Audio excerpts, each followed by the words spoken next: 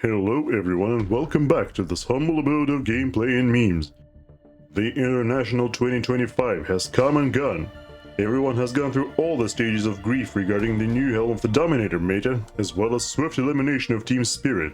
The dust has long since settled, and while new gameplay altering content is still nowhere to be seen, at least some players got some nice rewards, like the new hero sets including Arcanas, and of course free Dota Plus subscriptions, which I'm sure people were eager to try out. Hello there. Editing Bam from the future here. As soon as I started recording the voiceover for this video, Valve let out a major content patch 7.40 the very next week, completely out of pace with how recently the Monster Hunter collab came out. Incredible. Honestly, at this point it feels like someone at Valve just has it out for me, especially considering how raw this patch looks. Many people have pointed out that there are only enough changes for about half a major patch. Like, they even completely removed facets from some heroes. So far it doesn't seem to have altered the meta all that much, except Tidehunter, my beloved. And in addition, regarding this video, everything I say here is still relevant, as the patch didn't change all that much for Dota Plus, so you can continue watching this and find something useful anyway. Now when it comes to yours truly, I haven't received rewards of any kind except the most basic ones, just too unlucky for that, so it's probably a bad segue for the topic of today's video, but here's a better one. Since I uploaded my video titled "Is Dota Plus Worth Buying in 2024?", it has gained some nice traction, and I've even seen some new comments on it as recently as this summer. One thing I had to admit to myself after reading those is that the 2024 video could have been done a lot more thoroughly, with more research and hours put into it, so that everything was demonstrated more clearly and a more solid conclusion could be made. This also means exploring not just features that pop up during gameplay, as I have done before, but taking a closer look at hero progression, cosmetics, analytics that the service offers as well. And roughly 1 year after the upload of the original video, I set out to do just that. I combed the internet and the game itself looking for as many things I've missed as possible, played a fair bit and recorded a fair bit, and now summed it up in this here little video. I have to mention here that it took months to make. I started in late September, and this will probably be released closer to the middle of December. Of course, I wasn't exactly working on just this video the whole time, as I have plenty of real-life responsibilities to prioritize. But still, whatever resources I had left were fully dedicated to this. It also became a bottleneck for the other types of videos I wanted to make, and the new ideas I've gotten since then. And going through roughly 50 hours of footage to edit isn't exactly easy either. All that is to say, this is probably my highest effort video to date, and if you do end up enjoying it, I would greatly appreciate if you could like this video, subscribe to the channel, and all that other cool stuff YouTubers usually say. Now the way this video is going to work is, we're going to go through all features Dota Plus offers that I could find, see what they do, briefly go over my personal experience with them, and as has grown popular over the last few years, slap them into this tier list that I've cooked up on the side. The tiers are as follows. Game Changer! An amazing feature that can bring your gameplay experience to the next level. Something so awesome that it alone should seriously make you consider subscribing to the service. Neat! A feature that is great to have, but isn't totally life-changing. Advantageous and or pleasant, but you could theoretically do without it. So. Not quite as good as the previous tier, so they are seldom worth considering when you think of subscribing. Or alternatively, features that come with possible downsides that offset their advantages. Useless. Pretty self-explanatory.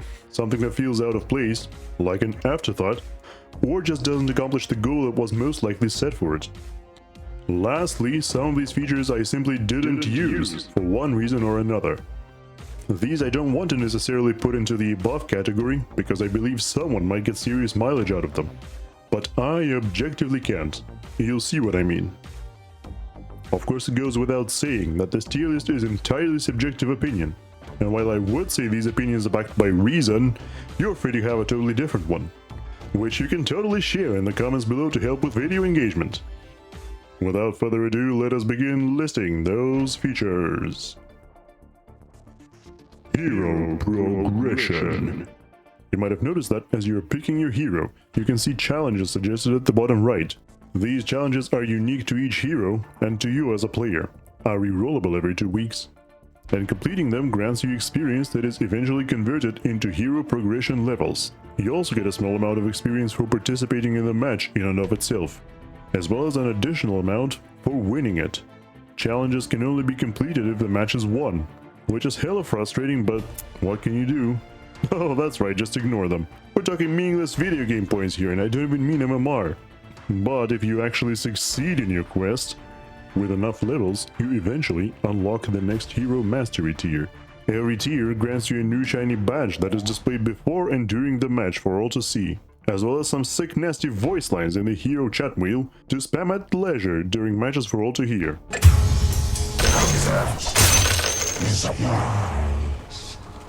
There are 6 tiers in total, those being Bronze, Silver, Gold, Platinum, Master, and Grandmaster. If you don't have Dota Plus, you cannot advance past Bronze tier, aka past progression level 5, no matter how much experience you earn. It feels like this kind of monetization feature is specifically targeted at folks like me, who cannot stand wasting those precious points and get physically unwell seeing it go down the toilet. The hero chat wheel is the legal kind of trash talk that won't get you banned or even reported, and is therefore a brilliant, genius feature that every competitive multiplayer game should have. It might not do as much psychic damage as, but it's the next best thing, and nowhere nearly as annoying or grating in a game like Dota. The badges, however, are somewhat of a mixed bag. Sure, it is cool to show off your supposed prowess with the hero from the get-go and thus intimidate the opposition, which is invaluable in a competitive environment where morale plays a significant role. But sometimes it can have the opposite effect. As I'm sure you've heard a couple times if you've perused the Dota 2 YouTube space long enough, reaching Master or Grandmaster with a hero can take hundreds, potentially thousands of matches as just that hero.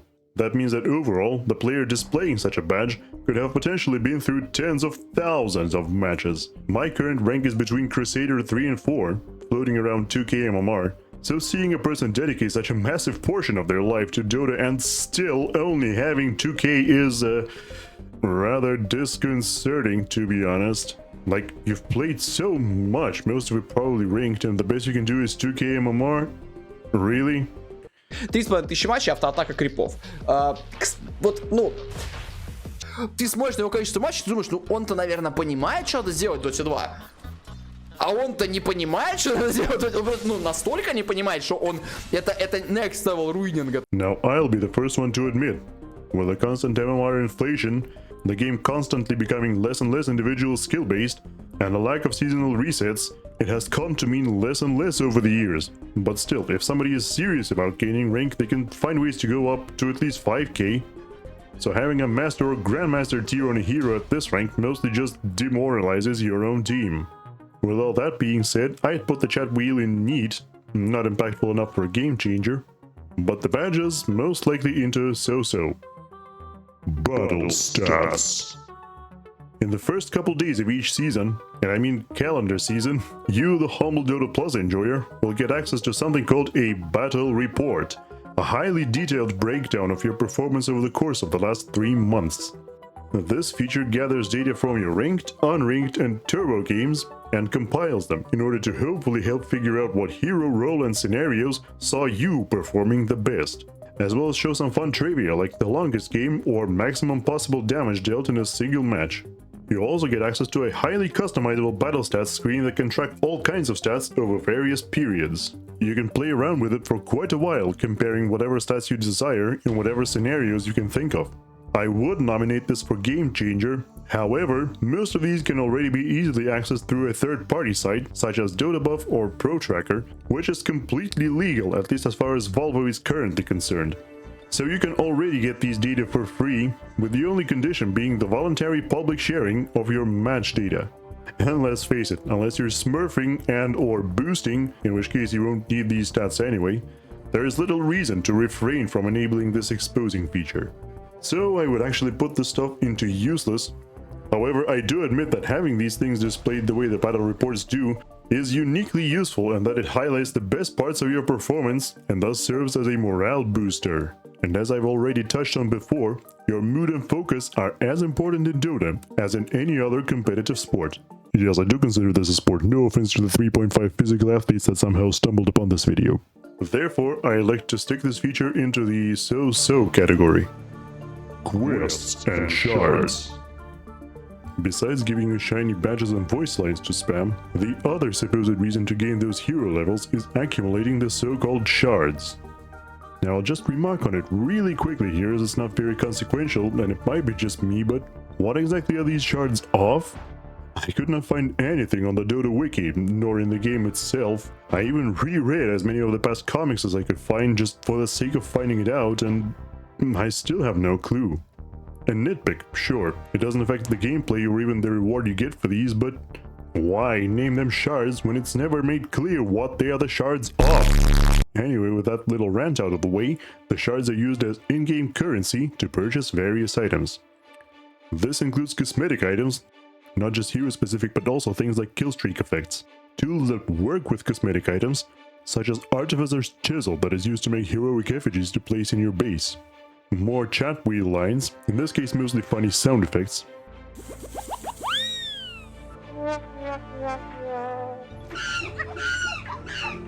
and hero relics, which we will talk about a little later. The hero sets are legacy sets and exclusive sets that are apparently unavailable from any other source. The shop also comes with a neat little log to show you when you receive those shards and how many. The Plus subscribers have access to an additional source of these shards, that is, the quest system. Every subscriber gets access to 2 series of quests, the Welcome set and the Seasonal set. Quests are very intuitive to complete, and you don't have to go out of your way to complete them. Get X amount of kills, win X amount of matches, place X amount of wards, and... Huh? What's that? Play in a paddle cup? Nope, nope, never. Thank you very much. I do not have friends. At least not those who play Dota. Let alone those I can go into a freaking tournament with on a weekend. Like, are you kidding me? Well, though, I guess the weekend is technically the most sensible time to do it. Welcome quests can only be completed once per account, while seasonal ones are reset together with the release of the new battle report, first days of summer, autumn, and so on. Now, the cosmetic items in and of themselves, I don't really care about any of that stuff. I'm always happy to receive them, but won't go out of my way to get a specific set for a specific hero. It's also worth noting that exclusive sets haven't changed in the 2 years I've been playing Dota after my return. So they must not be giving too much attention to these, and there won't be new ones, knowing Volvo potentially for decades. I have used these shards to purchase at least one exclusive set, and it looks great, but now I'd rather spend them with a thing I've already teased before, that is, the Relics. Relics are counters that track a hero's actions and statistics in-game.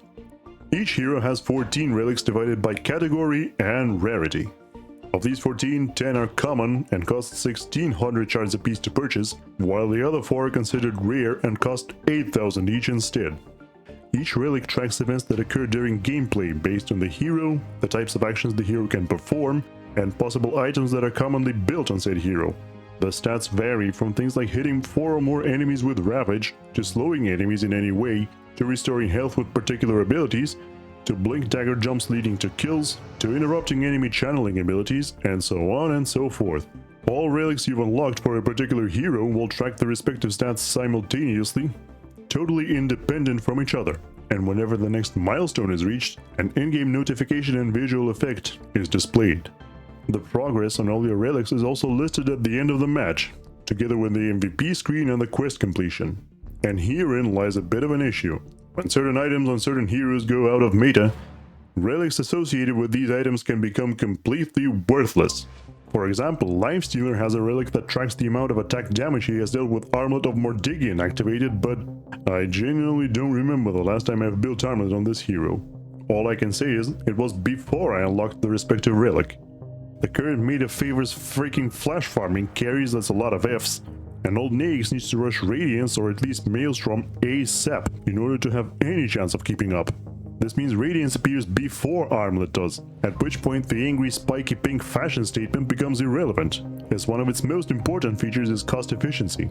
And when you've already got a Radiance, you need to start building bigger items like Sanjin Yasha, Aghanims, or Abyssal Blade. Besides the ego boost, or despair infusion, you gain from knowing how many hours of life you've wasted playing Dota, relics also have practical applications. It's the Shards again. Every time a relic milestone is reached, you gain a small amount of hero progression experience.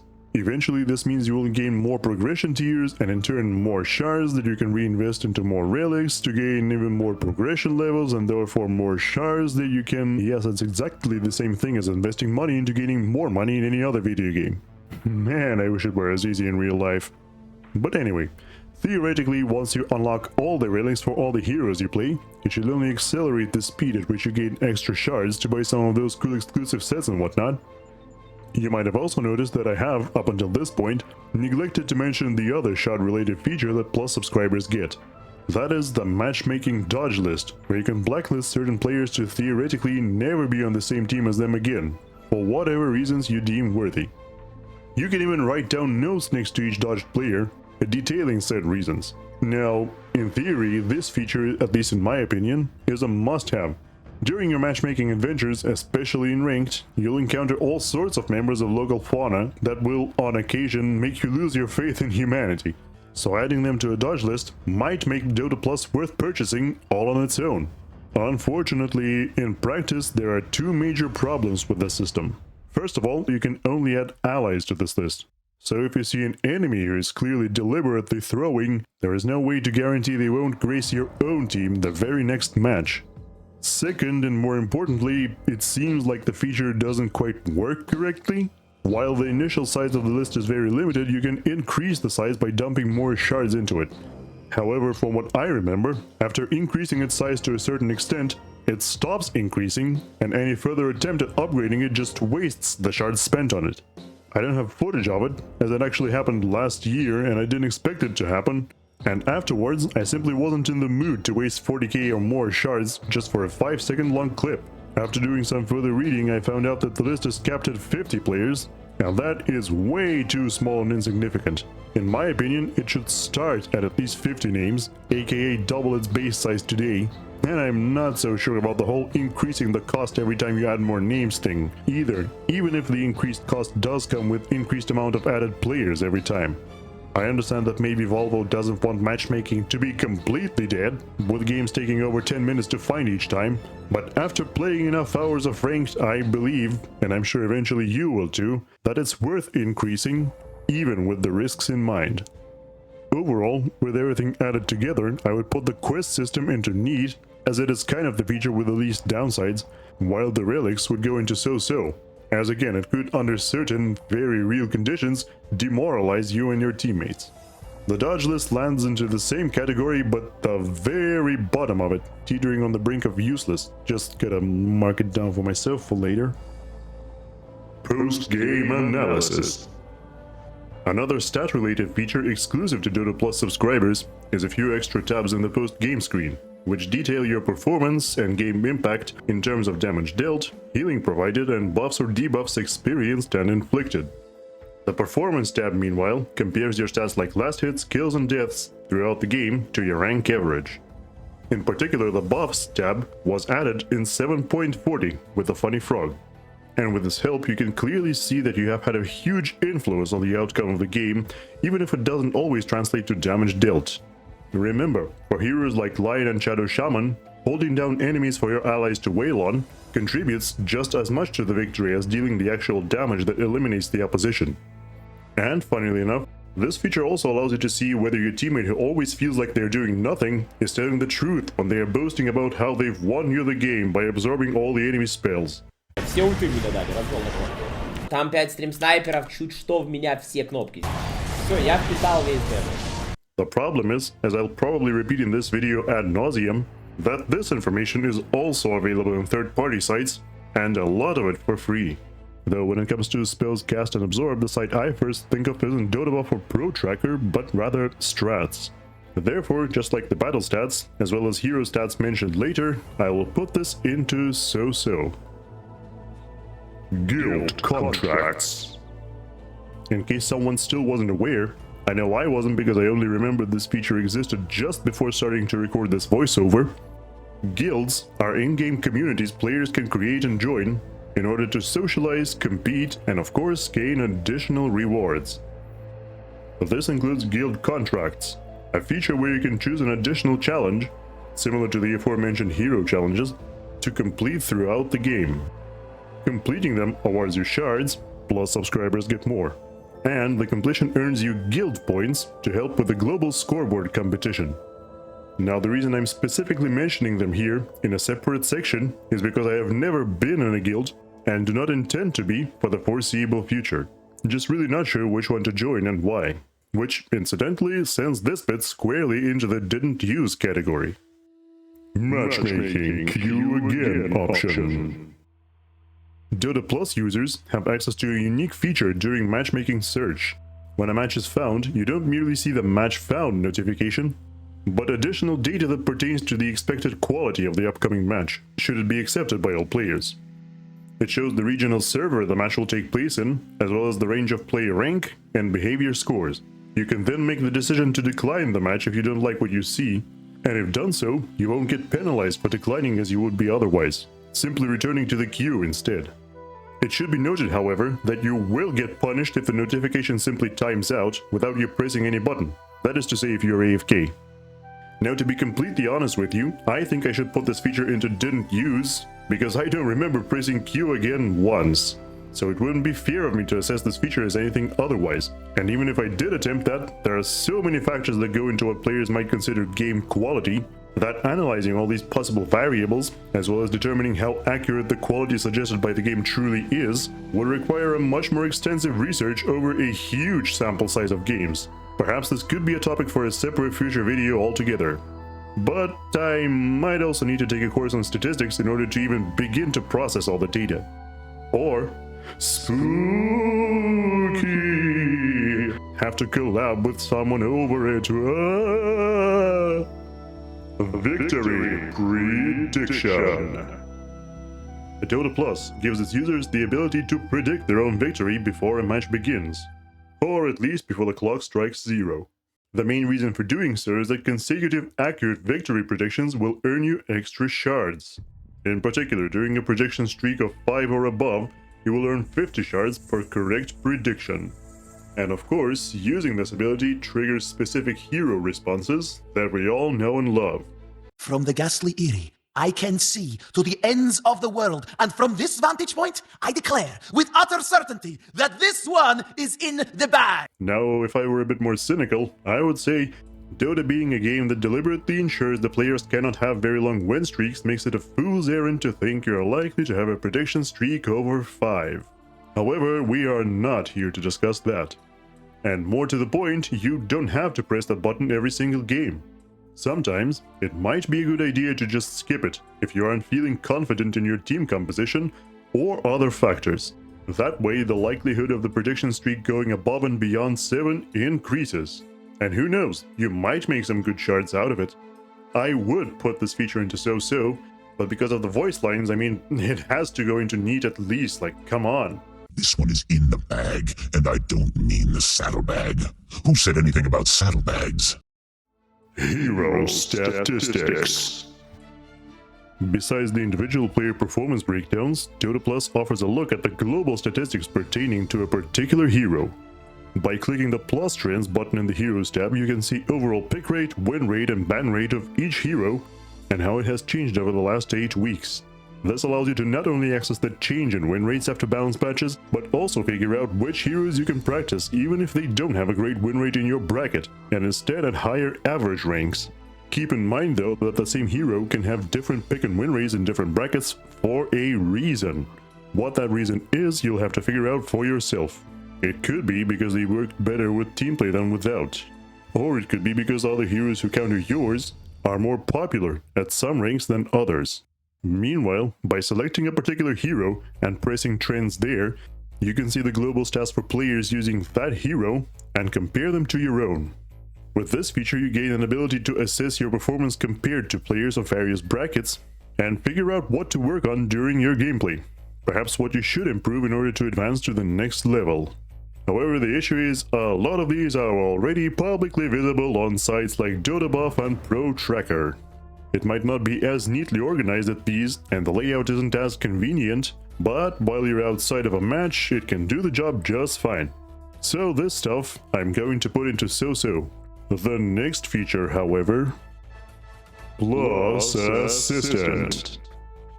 The main feature that you'll be dealing with during actual gameplay is the assistant. Before the match, players will see certain heroes, including ones picked by their allies and enemies, highlighted with red or green arrows. The green or red numbers next to those heroes indicate how likely you are to win the match with the hero of your choice, with said hero as your ally or enemy, based on current win rates of heroes in your MMR bracket. For example, if you pick Anti-Mage with Invoker on the enemy team and see the green 2.9% number next to his icon, that means that in your bracket, Anti-Mage currently wins almost 53% of the time against Invoker, and consequently loses 47% of the time. Meanwhile, the green 2.5% number next to the friendly Necrophos means that Anti-Mage will win 52.5% of the matches with Necrophos on his team and lose the other 47.5%. Not the most remarkable odds ever, but sometimes depending on these matchups the numbers may become completely outlandish. For example, in my 2024 video on this topic, I mentioned how I picked Tidehunter in one of the games for demonstration because the assistant said Tidehunter had an over 58% win rate with Terrorblade on his team. It was an unranked game, but still, I had 0 deaths as a position for Tidehunter, which was about the last thing I expected. Another example occurred when I was recording footage for this video, where I saw Troll Warlord having a win rate of over 57% against Dazzle. I'm not even sure why that is, but I suppose you can enlighten me in the comments. Later throughout the match, you will see certain items appear where a guide should normally be.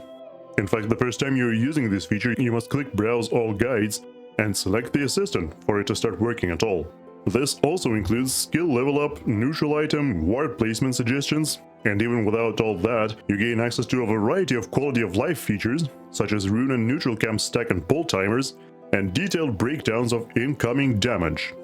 The timers and breakdowns are objectively great, be it that you can still just learn them by heart, so they go directly into the neat category. With suggestions, it's a little bit more complicated. Allegedly, these are made based on in-game events, team compositions, your hero's current lane, and overall analytics.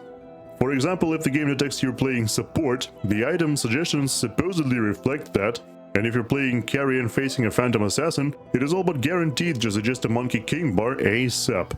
For this feature, I decided to do a bit of a more thorough research.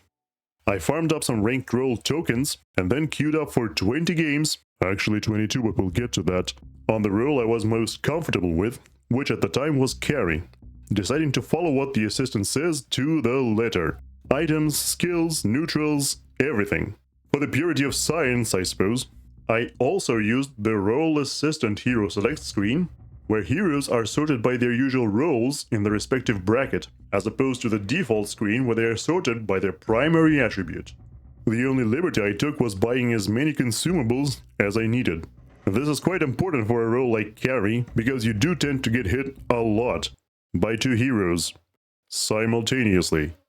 In this section I will present to you a brief summary of every match, as well as my thoughts on how useful or detrimental the suggestions really were. Just remember, most of these games were recorded in October, so the current patch was 7.39 with whatever letter was cool at the time. This means the skill and item builds shown in the video might no longer be relevant, but they were at the time.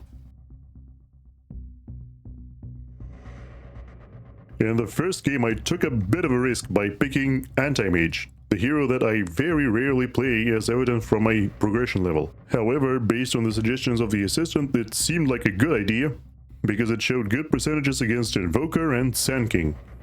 The pick actually got better during the second phase because the opponents also picked Rubik. Another mage who in this case will probably do his damnedest to steal your blink, which you can easily prevent by using counterspell immediately after blinking. Just gotta get into the habit of doing that, which, due to my lack of experience with Anti-Mage, will take some time. Now, Anti-Mage isn't exactly known for having a complicated item or skill build. You usually max out Mana Burn or Blink, while building Power Treads, Battle Fury, Manta Style, Basher, and so on and so forth. The only thing I'd say was of note here is that the assistant suggested a Circlet as a starting item, but ultimately it was never upgraded into anything. Now this game was extremely easy because we essentially won all the lanes and completely steamrolled the opposition. In the end, the game didn't even last 35 minutes, I had 0 deaths, and there was very little required from me in order to finish it. Well, all this to say, it was really hard to figure out how much impact exactly the assistant had. Hopefully the next matches will clear that up a little bit more. In the second game, I picked the ever-reliable Wraith King. Honestly, it seems like, at least in my bracket, Wraith King is suggested all the time. I guess because he just has a good win rate across the board. However, in this particular instance, I tend to agree with the assistant because of the presence of Pudge and Spirit Breaker on the enemy team, which I also believe Wraith King is great against. Unfortunately, the beginning of the game was marred by my teammates arguing amongst themselves as to who should have gone mid lane and off lane. Ты долбоёб на Абадоне? In fact, the Abaddon player who was the support on my lane argued so much he basically went AFK just to type, occasionally interrupted by him healing me with Mist Coil, thank god. Now this time the assistant did tell me to start the game with the Circlet and a Gauntlet, and actually decided to give me the Bracer as an upgrade. Irrespective of the teammates arguing, it does seem like the Primal Beast might have been a smurf. Despite all the arguing, or perhaps because of it, he seems to have managed to steamroll the entire map basically by himself, and become extremely huge, giving me plenty of space to farm in the process. Now, I personally believe this game I did make a mistake of spending too much time with the teammates, even though I went Radiance first, instead of farming like I should have. However, the assistant actually helped me out here, and told me to go Blink next, which of course is the perfect item for getting all up on the enemy's business, right next to your jumpy teammates. Thanks to the Primal Beast's performance, this game, just like the last one, was extremely easy, and I ended up only having 2 deaths in total. The assistant did help out by suggesting fighting-oriented items such as Assault Cuirass and Black King Bar. However, because of how easy this game was, I don't believe there was any wrong item to buy, except maybe Divine Rapier first. So ultimately the conclusion ended up being the same as the previous match, that more data is needed, although at least I did participate more in the game this time. In the third game, I ended up picking Luna, specifically because the percentages were good against Mirana and Silencer on the opposing team. If I were to guess, I'd say they are this way because Luna always ends up buying Manta Style, which dispels every Silencer spell, as well as Mirana's newly introduced root from her Leap. Now, I have found Luna to be quite bad against Pudge, as well as Faceless Void from personal experience, but I suppose at the end of the day it's still doable. Luna can farm faster than Faceless Void, and with this farm does high physical damage which Pudge normally doesn't like. Now the game started off well enough, it seems like we have won all of the lanes, and I had a pretty good net worth thanks to my lane partner being Undying, the god of laning. Even if admittedly my last hitting could have been better. However, after the laning phase was over, my gameplay suddenly went downhill. I died 4 times in a row in an extremely quick succession. First I tried to 1v1 Void and ended up getting bashed what felt like 10 times in a row. Next I got ganked at the bottom lane, but at least my team managed to get a couple return kills. Then Void caught me with the Chrono again, and even though I survived and was about to turn this around, he bashed me again immediately after it ended, so I didn't have time to do anything. And the last of these stupid deaths was just me walking too far ahead of the team, and them not managing to catch up with me before it was too late. After that, I made an executive decision not to get hit by Chronospheres anymore. That is to say, wait for it to be placed before joining the teamfight myself. And it seemed to have worked pretty well. At around 40-minute mark, Void tried to place it on me, but missed. And combined with me having Aegis and him not having enough damage to kill me even once anymore, that essentially meant the end of the game right there. Now this game was quite a bit harder than the previous ones, and even though the first couple of items for Luna are once again extremely straightforward, in the later parts of the game I felt like the assistant made a mistake, suggesting Daedalus, so instead I clicked Generate Options and went with BKB and Satanic instead. However, at that point, as I just explained, it no longer mattered because the enemy carry was there without a buyback, and I was a Luna with an Aegis of the Immortal standing largely unopposed. My pick for the fourth game was Spectre. The assistant mentioned how good she was against the enemy Enigma, who has been picked way too early, so I couldn't afford to waste this chance. Also, apparently Spectre is considered pretty good against Tinker as well. I am guessing this is because if you build an Aghanim Scepter in mid to late game, you can spot them early, as well as possibly prevent them from using their blink daggers. Again, this was 7.39, so Haunt was an Aghanim's ability. Unfortunately, I also immediately made the game much harder for myself, because I picked the wrong facet by accident. Again, this was 7.39 where she had facets. Now in 7.39, Spectre was played more often than not with Orchid as a first item. And though I didn't like that in general, in this instance I was willing to comply because it could very well help shut down Tinker. Now of course, as a 7.39 Spectre, I did secure some nice kills all over the map. However, because of my facet, I could not do the usual reality and get the kill reality back to the lane trick. I had to either TP back to my lane or stay where I was, just hoping that my teammates would leave the farm to me. Though of course the nice thing about the early Orchid is the presence of Cornucopia, which does allow you to farm the jungle a little bit more comfortably thanks to its regen. Even more unfortunately, these early kills of mine were then offset by my signature stupid deaths. First I get caught trying to grab the enemy wisdom, though who knows, that one might have been worth it. And then I died again because I reacted a little bit too slowly and kind of forgot Tinker was in the game. Later I died again in a place where I thought we were going to fight, but my team decided otherwise and just kind of left me there. The silver lining here was that the enemy carry, Terrorblade, was in an even worse position with even more deaths. However, the problem is he is still Terrorblade and can still flash farm pretty fast, even without showing up on the map and revealing where he is, while I only have a crappy dagger during the downtime. So naturally, by the 30-minute mark he overtook me in net worth, even despite my early lead. The game continued to go downhill as at a certain point I jumped straight into a black hole because I used reality to teleport into a fight the exact moment the Enigma jumped into the exact same spot and deployed the black hole there. Meanwhile, the enemy Tinker was getting monstrously large, already 7,000 gold ahead of me. Fast forward a little bit more, my two teammates and I managed to find the enemy Legion commander alone. Unfortunately, we do fail to kill her in time. The Terrorblade shows up, cleans up, and is now also 2,000 gold ahead of me. And of course, all the while, Tinker just kept accelerating his farm, and eventually it felt like he could just 1v5 us all the time. It was then that I noticed another big problem our team had. Our offlane Doom simply refused to cast his ultimate on the Tinker. He argued that the Tinker had a Lincoln Sphere. However, in the mid game we already had tons of weight to pop it. We had my Orchid, my ultimate, possibly even my dagger. We already had at least one Hex as well, and the Doom still refused. In the next fight he doomed the Terrorblade, who survived through the entire duration, because he was nowhere near the rest of our team, while the Tinker had free reign again. And also as a Doom player myself, I didn't entirely agree with his item build. Like sure enough, he went items like Shiva and Pipe, which are good in general, but when our main problem is the enemy mid laner and carry having too many items, his ultimate seems like just the perfect tool to shut him down, which means going Octarine Core into Refresher would probably be a little better. The Terrorblade continued to press his net worth advantage, and by minute 53 he was already 10,000 gold ahead of me, and the Tinker almost 15. So, by and large, we had no chance.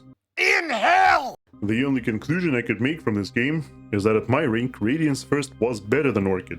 This is also based on my previous experience playing Spectre, as well as the games after recording these. Sure, at higher rank levels in 7.39, an early Orchid could allow you to easily shut down the enemy mid laner and carry, making sure they never get off the ground. But at lower ranks like mine, where team play is far from perfect, the reliable farm provided by Radiance ends up much more significant than the earliest Orchid timings possible.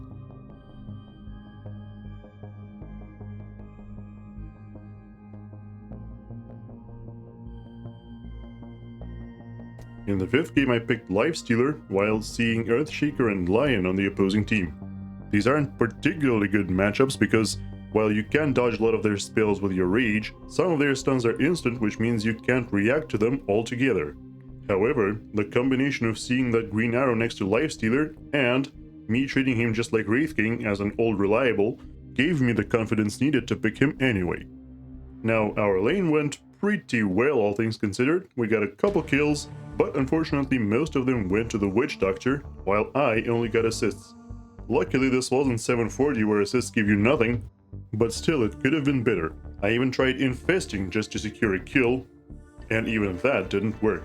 Since all the fighting in the lane was distracting me from last hits, And I died once. I only got Radiance at 17 minutes. Still not a bad timing, all things considered, but it could have been much better. After the laning phase was over, I still decided to hang out in the bottom lane, and my team also came in, creating some action and allowing us to destroy the tier 1 tower. The fun didn't last very long though, as shortly after the 19-minute mark, friggin' Jackie Chan came in and destroyed us all, with a couple well-placed crits and the help of Global Silence. Truly a man who has practiced the same strike 1,000 times. Before this fight, he had approximately the same amount of last hits as I. However, afterwards the situation changed drastically. Eventually, our whole team converged around the Radiant's secret shop, preparing to take a major fight, and I even managed to spot the Phantom Assassin and tag Mr. Sham with open wounds. However, at this point he revealed his trump card, the dreaded Black King Bar. And since my support Pugna, who was the closest to me, used both his Glimmer Cape and Decrepify on himself, I was left without options during yet another Global Silence and finished off before I could infest. At this point, my team pretty much gave up. Unfortunate, but rather predictable. At the 27-minute mark, we attempted yet another fight, and even managed to force the Phantom Assassin to use her Black King Bar, with the result being only a 1-to-1 kill trade, which is pretty good for us all things considered. Unfortunately, at this point, Jackie was so far ahead on both levels and gold, that his BKB being on cooldown didn't matter anyway. They simply strolled into our base and destroyed it at leisure. Thus, once more, no positive or negative conclusion about the impact of the assistant could be made, as the PA simply snowballed out of control and there was simply nothing any of us could do.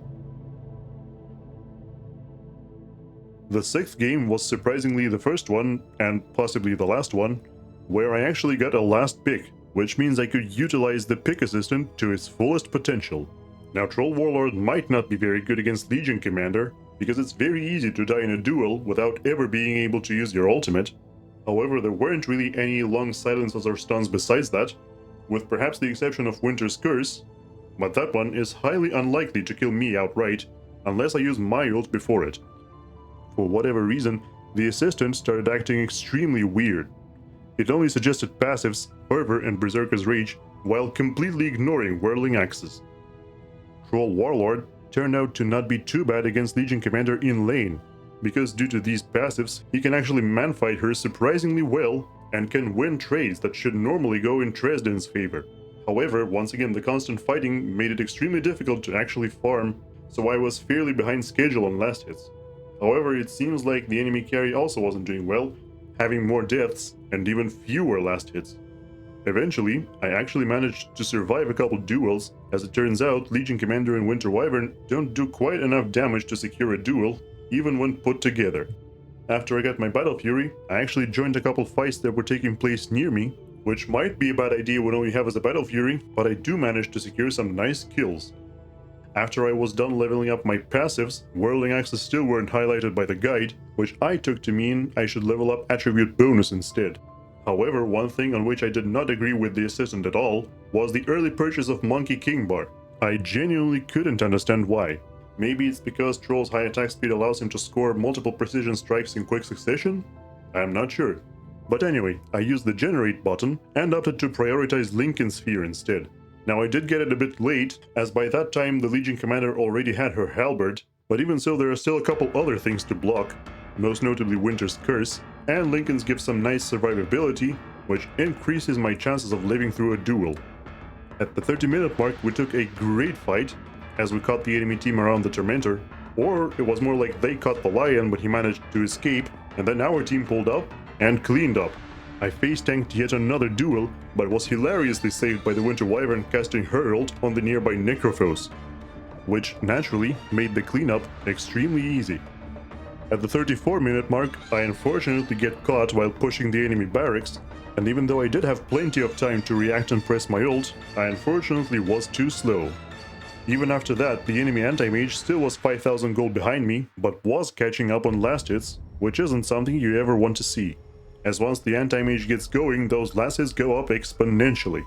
Interestingly, at tier 4 neutral items, the assistant suggested replacing my Gunpowder Gauntlet with a Pyrrhic Cloak.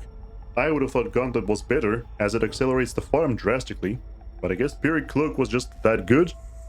RIP by the way. At around the 39-minute mark, I got caught in the enemy base once again. This time it wasn't due to slow reaction though, it was just bad decision making. Part of the team was already dead, others were retreating, and I should have followed suit instead of lounging about. At this point I saw the anti-mage building a butterfly, so now Monkey King Bar made total sense. Around the 42-minute mark, shortly after our team took out Roche, I got caught in yet another Winter's Curse. However, at this point both Necrophos and I had such a massive advantage that it didn't really matter, so we steamrolled the enemy team to victory anyway. From this game, I can definitely conclude that the Generate Options feature is extremely useful. However, Troll Warlord, just like Anti-Mage, has a very straightforward build, with the most significant choice probably being Monkey King Bar versus Skull Basher, so it did help here. And the Monkey King Bar arguably makes more sense to buy earlier. In the 7th match, the game suggested Anti-Mage against Undying and Lion. I can totally see why he would be good against them, as they are both incredibly mana hungry, they often build extra maximum mana and spend it incredibly quickly. But of course on the downside, Undying is a monster in lane, while Anti-Mage is just about the worst hero in lane, while Lion has an instant no cast time stun, which can be extremely hard to dodge. I also found Anti-Mage being extremely bad against Spirit Breaker, as the counterspell simply doesn't work against Charge of Darkness, and getting tagged from across the map by the charge makes sure your enemies see you even if you blink into the trees. The game started out well enough as I got first blood, and thus a handsome amount of gold to feel more comfortable during laning. That comfort of course was immediately negated by having to lane against Spirit Breaker on Lion. Again, I cannot deflect anything, while they can easily beat the daylights out of Jakiro, who has no escape. Or if they focus me, I've got very little health to work with, so it's going to be just as bad. Eventually Jakiro just gave up and left me to fend for myself, which I obviously couldn't, so into the jungle I went. And due to his extra kills and basically having a free lane from a certain point in time, Spirit Breaker got an extremely fast Shadow Blade, which allowed him to terrorize the whole map with impunity, and further his team's advantage. Contrast meanwhile our offlane Wraith King, who could not stop feeding the enemy Ursa, and even despite that decided to go for a Radiance, which effectively means he's going to be AFK farming in the jungle for the foreseeable future, right next to me. This was just about the worst set of circumstances we could have found ourselves in, as the enemy team pretty much had a full aggressive lineup with Spirit Breaker, Lion and Storm being easily able to jump in and instigate one of us, and an extremely fit and happy Ursa being able to easily follow up and clean up the rest. While our team was basically forced to fight 3v5, as we had no carry because Anti-Mage, and no offlaner because guess what, if you're building Radiance as an offlaner while feeding, the game will be effectively over by the time you get it. I too couldn't escape the wrath of the Spirit Breaker, getting killed by him a couple times no matter how safely I tried to farm, and even though they eventually gave up on looking for me, I still couldn't ever walk out to farm lane creeps, because the moment I did, I knew my fate would be sealed. I tried my best to find creative farming spots, such as in the enemy jungle at the bottom edge of the map, but unfortunately the enemy team was so far ahead that none of it could possibly matter. A very predictable 30-minute loss, and of course no conclusion on how useful the assistant was, as its advice didn't matter one bit. By contrast, in the 8th match I actually picked a carry I had a lot of practice on before, that being Juggernaut. The assistant suggested him against Disruptor and Vengeful Spirit, which makes a lot of sense, because, in case you didn't know, Juggernaut can completely nullify Disruptor's Static Storm by simply using Manta Style and Blade Fury in quick succession. And of course his on-demand Disable immunity prevents him from getting stunned by the Venge, or tagged and returned by the Disruptor. And luckily Juggernaut is also not the worst character against Earthshaker and Phantom Assassin, so far I've got a pretty good feeling about the game. Interestingly, this time the assistant did not suggest any parts of a Wraith Band or Bracers whatsoever, instead focusing on the Magic Wand as well as a casual Fairy Fire. It's also noteworthy how it suggested Power Treads and Battle Fury, when from what I remember playing Juggernaut before recording, it used to suggest Phase Boots into Maelstrom. My lane started out well enough, as my support Dark Willow was clearly very competent to keep me relatively safe. By contrast though, our top lane was a complete and total disaster. The Wraith King and Earth Spirit kept targeting practically non-stop.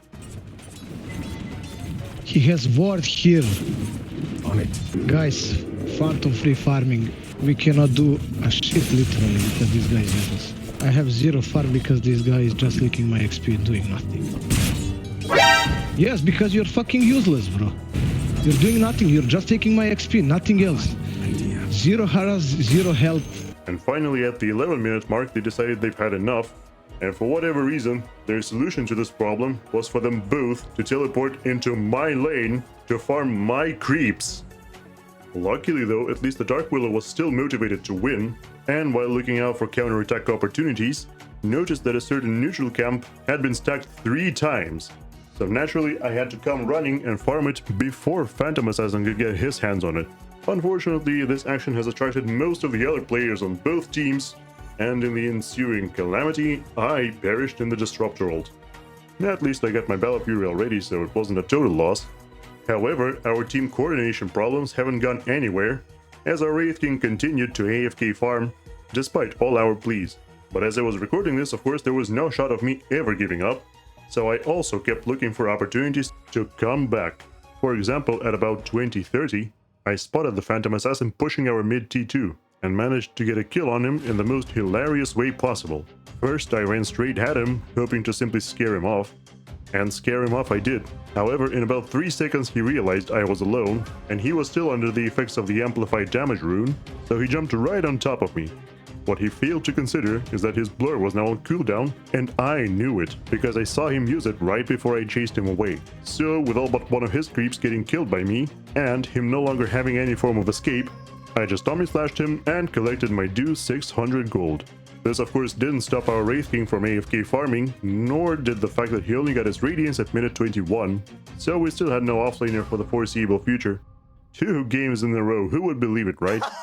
Around the 26-minute mark, a couple of our teammates get caught again. At this point, the Phantom Assassin has got himself a Black King bar and a Desolator, and even more teammates start giving up. However, at the very least our mid lane Death Prophet and I refused to give up and simply continue to calmly farm and defend the high ground. And around minute 30, this finally pays off. We finally take a good teamfight on our high ground. I even managed to somehow survive, and it's looking a lot better. 2 minutes later, we make further advancements by winning another fight, this time in the enemy jungle. And even though this time my Omnislash was about the worst you could imagine, our team at this point has made pretty much a full net worth comeback. At the 36-minute mark, we managed to pick off the enemy supports, which allows us to kill Roshan with no trouble whatsoever. I also got myself a shiny new Monkey King bar, making the Phantom Assassin a lot more manageable. Shortly after, we take a 4v5 fight, since our Wraith King is still AFK on the other side of the map, but thanks to my Aegis and the team standing behind me, we still win, and I am now on a beyond godlike kill streak. Bet you didn't see that one coming. Consequently, at the 43-minute mark, we steamroll the enemy team all the way to their base and get a mostly free kill on their bottom barracks. Around the 47-minute mark, both teams congregate around the Roche pit, but the encounter was very short-lived as the Phantom Assassin jumped in without activating his BKB and got killed before turning it on. Now he did buy back, forcing us to retreat from the pit, but it was all for naught, as in the ensuing fight I miraculously managed to survive both a Static Storm and an Echo Slam, back off with my healing ward, wait a couple seconds, go back in and totally clean up. We couldn't push the high ground off the back of this victory, however we did force 3 additional buybacks, after which we could simply retreat and kill Roshan, with the enemy team wisely refusing to interfere, as their carry was dead and all their spells were now on cooldown. Now, immediately after taking Roche, we did have a classic case of bad team coordination, as our Earth Spirit and Wraith King went top, while the rest of the team pushed mid. With 2 of my teammates not behind me, I do die and give the enemy team a whopping 3,000 gold. Naturally, the Phantom Assassin immediately got like the 4th AD rune that he had this game, and now the enemy team can push our high ground with little resistance. They do, however, seem satisfied just destroying our mid barracks and backing off this time. In yet another fight around the mid river, at the 55-minute mark, the Phantom Assassin somehow managed to survive my full Omnislash because he got swapped by the Vengeful Spirit at the last second. However, it seemed like this time the enemy team was a little bit desynchronized, as the Earthshaker jumped in with his double Echo Slam after the Phantom Assassin was already dead. His own damage was no longer enough to finish us off, so he too got very quickly cleaned up. Now, of course, both the PA and the Earthshaker had their buybacks ready, However, the Shaker with both his ultimate and refresher on cooldown was hanging a little bit too far back, and when the Phantom Assassin recklessly jumped in, there was no one left to save him from my Blink Swift Flash Abyssal Blade. With the enemy carry dead for 2 minutes and most of the enemy spells being on cooldown, there was very little in ways of opposition, as we got mega creeps and quickly finished the game, even as I got swapped into the enemy fountain. Once again, I didn't really notice the impact of the assistant in this one when it came to items. However, I can definitely say Juggernaut was a good choice, if not exactly in the picking phase when I did pick him. In the 9th game, I returned to Lifestealer. The assistant suggested him against Invoker and Earthshaker, and it seemed like a pretty reasonable suggestion to me. And it also seems like not the worst thing ever against Snapfire and Sven. Now, I was matched up against a double melee lane on the enemy side, which is something Lifestealer loves, as you can hit them over and over again and heal aplenty. The problem is the Earthshaker did get first blood, and shortly after my support Lion died as well, so the enemies did have a bit of an advantage. We did get some return kills here and there, but eventually I died as well. Eventually more players from both sides started showing up in the lane, and it became increasingly inconvenient to farm, so I went mid instead, which proved to be a great idea as I destroyed the enemy tower there by minute 16. Shortly after, even before finishing my Radiance, I joined up with my teammates at the top lane in order to secure important kills on the Invoker and the Magnus. We succeeded, but it was quite sloppy, and I didn't get either of the kills. So overall, while it might have had a positive impact for the team, it most likely didn't for me, as I could have spent this time farming. We get some more kills as a team, and I even managed to finish my Radiance. But unfortunately I died even before it could be delivered, as I infested the Sand King, who then jumped in a little bit too deep, and I came out of him the moment Sven hit us with his stun, before finishing us off in 2 seconds. Due to all of these successful kills, as well as probably dying less than me, the Sven is sitting very comfortably with a 3000 gold lead. Now I have to admit, I was probably playing a little bit too recklessly this game, as shortly after I got accosted by the Invoker at the top lane on the enemy side of the map again. However, I do manage to kill him and even escape. Sadly, with the Sand King sacrificing his life in turn. At the 27-minute mark, we do manage to successfully catch the enemy team off guard while they are roaching and totally wipe them out, resulting in our full net worth comeback.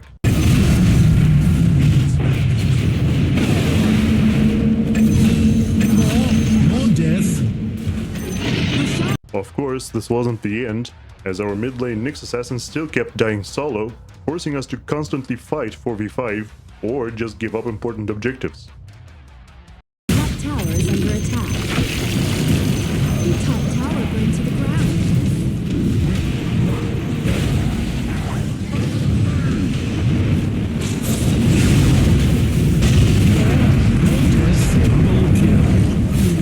Luckily, our opponents are nice enough to counter-throw, as their Invoker and Sven both get caught together in a devastating epicenter right next to our tier 4s. But even so, overall, the enemy team maintains a 7k gold lead. As I was hopelessly trying to catch up to Sven and farm, I suddenly spotted an Invoker running around alone right next to our base. However, the Sand King with his boost of travel was pushing top and did not react, while our Nyx assassin was busy once again feeding 1v3 in the mid lane.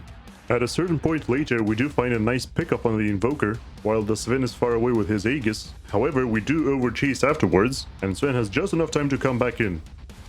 To add insult to injury, the Oracle uses his ultimate on the Sand King, who's already used all of his spells, instead of me who still had Rage ready, so I am pretty much forced to buy back in order to save our base from being destroyed by the Sven in about 10 seconds.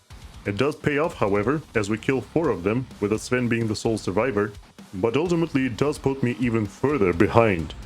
At the 40-minute mark, Nyx assassin does manage to find the Invoker in the enemy jungle, and together with our teammates, kill him before the reinforcements arrive.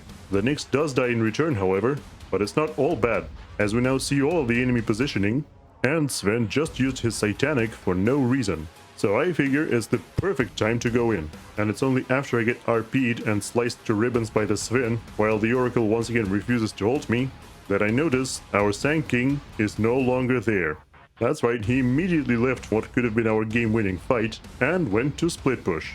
So now I am dead for 2 minutes without buyback and with pretty much no way to stop the enemy push anymore, the game is over. For the assistant's role in this match, I would say the hero suggestion was excellent. However, when it comes to the item and skill build, it once again didn't matter, because ultimately this was just a game of throws and nothing made sense. In the 10th game, I once again picked Juggernaut. You know what they say, if you can't win with a walking pizza dog, go ahead and switch back to the weird jungle samurai man. Now, I'm not entirely sure why the assistant thought it was a good idea to pick Juggernaut against Zeus and Ogre, but I suppose we will get a chance to find out.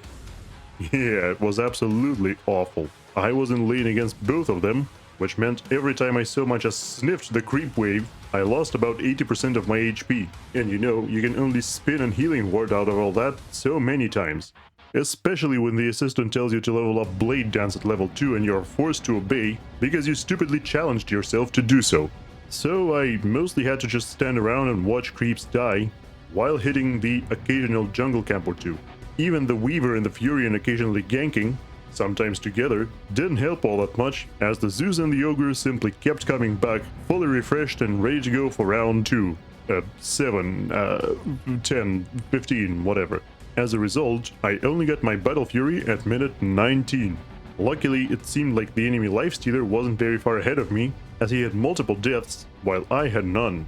Of course, this homeless Juggernaut humiliation continued, as such a massive delay on the Battle Fury also ensured the delay on everything else. But, you know, we made do. It meant even my Manta style arrived as late as minute 26, and not before I finally had my first death. I saw some enemy heroes running around trying to hunt Weaver, so I went a little bit deeper into the enemy jungle in order to steal some nice creep camps from them. But as I turned off the enemy watcher, suddenly I got hit with a Scarlet Mage jump scare, with him pinning me in place with the Rod of Atos and destroying me with his ult, just before I got the Manta delivered, which would have allowed me to survive. Now here I can say the assistant definitely messed up, as it suggested a butterfly against exactly one physical attacker on the enemy team. And even my team started questioning this decision. So I generated options and decided to go for Aghanims instead. Unfortunately, this decision was not enough to prevent my team from going in one by one and feeding the lifestealer more and more, until at the 35-minute mark, he became so unstoppable that he could simply walk up to our Ancient and destroy it without anybody on our team being able to do anything meaningful to intervene.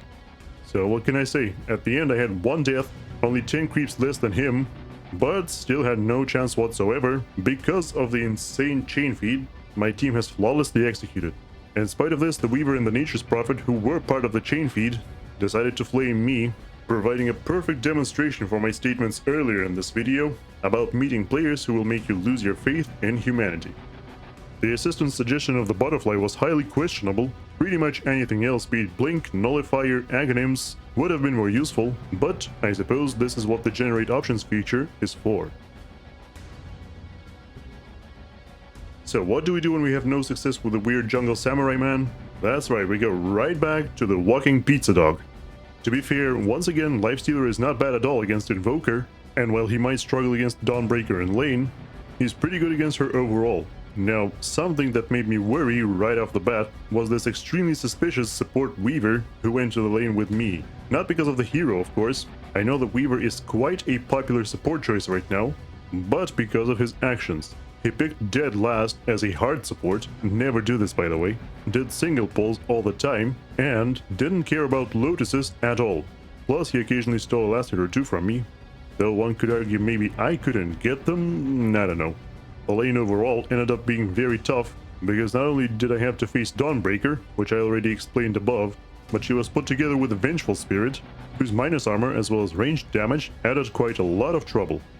The game also decided to lag extremely heavily during the laning stage, sometimes even causing me to walk in random directions when I clearly didn't mean to, and die as a result. Now our mid puck tried to help us, but all he ultimately ended up doing was coming in after we already died, and chain feeding together with us. The lag also completely prevented me from dodging Venge's missile, which is normally quite easy, and even though I did press rage perfectly every time, the lag totally offset that. Now things did start looking up around the 13-minute mark, where the enemies got overconfident diving the tower after us, and we managed to kill not only the Dawnbreaker and Venge, but also the enemy Invoker who was the mid laner on top of that. Another great fight just a couple minutes later proved that our team fighting was quite formidable, as the combo of Mars Arena Dream Coil and Death Ward is quite a tough one to beat.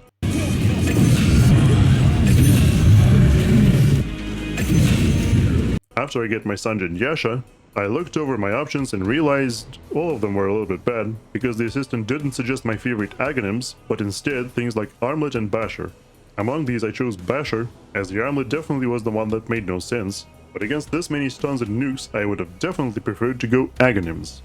Later we take a rather bad fight at the bot lane, but guess what? My suspicions about Weaver were all but confirmed, as not only was he AFK farming top at the time, but also for whatever reason he had a Falcon Blade as a support, and after his Orchid was going Desolator, signaling that he fully intends to play carry. Around the 27-minute mark, we barely escape with our lives from a really bad fight at the mid lane, however we do spot Luna getting extremely overconfident at the top lane, so we yell conversion her and successfully punish her. The game remained uneventful until the 34-minute mark, whereby the enemy team was pushing high ground with Aegis, and we still managed to completely wipe them, even without giving up any barracks.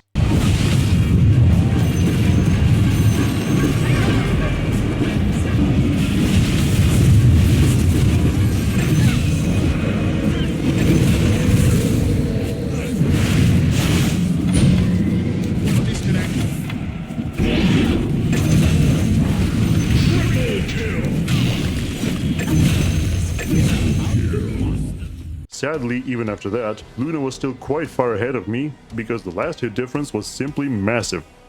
A couple minutes later, as we were now pushing the high ground, I failed to notice my team retreating, and as a result absorbed every single spell the enemy team had, except maybe the Dawnbreaker ult. Now it was admittedly my fault, as I misjudged the situation, but my team still jumped in. The only problem was they did it after I was already dead, and considering they were pushing the nearby lane at the time, it took them way too long to come in. Around the 42-minute mark, we start doing Roche, the enemy team comes in but we do expect them. The fight starts off great, as Mars places 2 arenas, and both the enemy mid laner and off laner are dead. However, in return, both Mars and the Weaver get killed. I start man-fighting the Luna, but at this point she completely outperforms me in damage, so I stand no chance.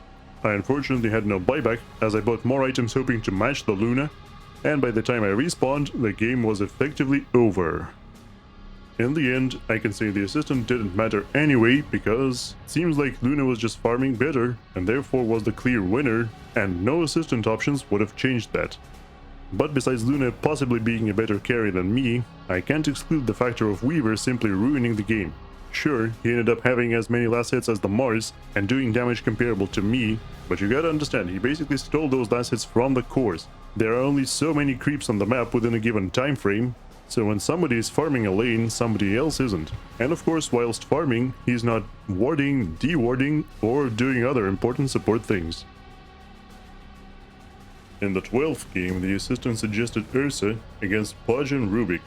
Seems pretty good to me, as Pudge doesn't like high physical damage, especially in the early game, while Rubik simply has little to nothing to gain from Ursa, so it should work out pretty nicely.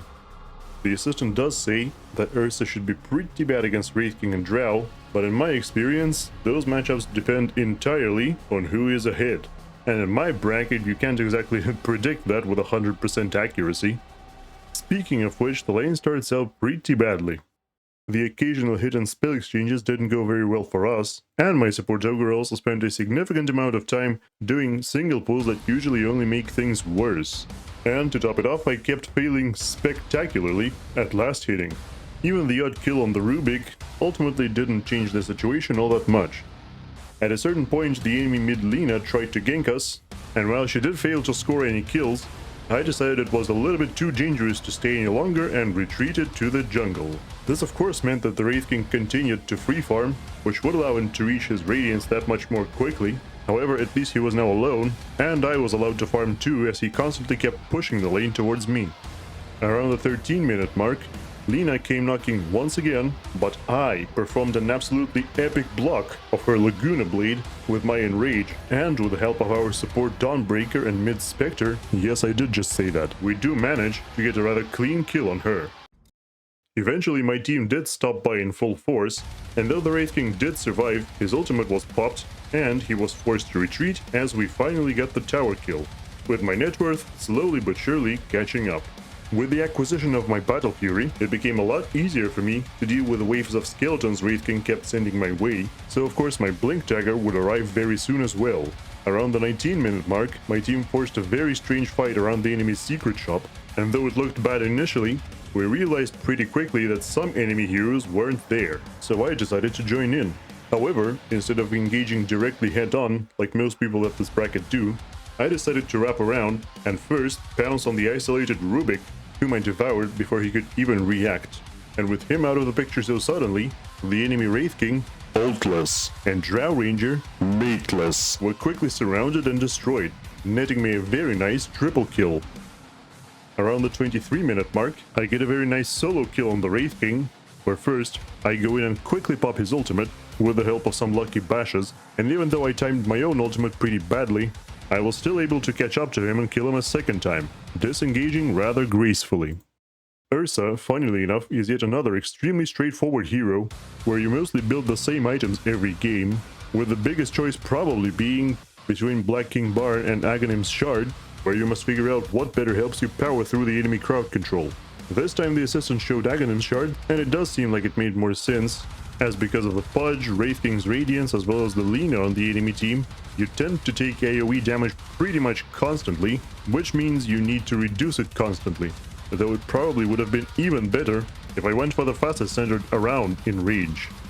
Around the 27-minute mark, we take an excellent fight next to the enemy Roche Pit, and not only do we completely wipe out the enemy team, I don't even use my newly acquired Black King Bar, and the Pudge dies again after buying back. So of course we take down Roshan extremely easily, and I am now sitting with a respectable score of 12-0-1. After I finish my Abyssal Blade, the assistant once again, just like every other time, leans into the Monkey King Bar. This time it seems like it's only against Wraith King's Radiance. Now I try to generate options here, but since I don't find the thing that I'm looking for there, that being Nullifier, I ultimately decide to comply. Since around the 33-minute mark we've already destroyed the enemy bottom barracks, and our team had a total gold advantage of 25,000, I felt like I no longer had to be so precise with my item choices. In fact, I was so far ahead it was no longer even funny, but me being able to jump in and kill the enemy Wraith King, while being shot to pieces by the enemy Drow and Lina, and simply walk away from it. My karma finally caught up to me at the 45-minute mark, where I was pushing bottom alone, something I probably shouldn't have been doing anyway, as there were no longer even barracks in that lane.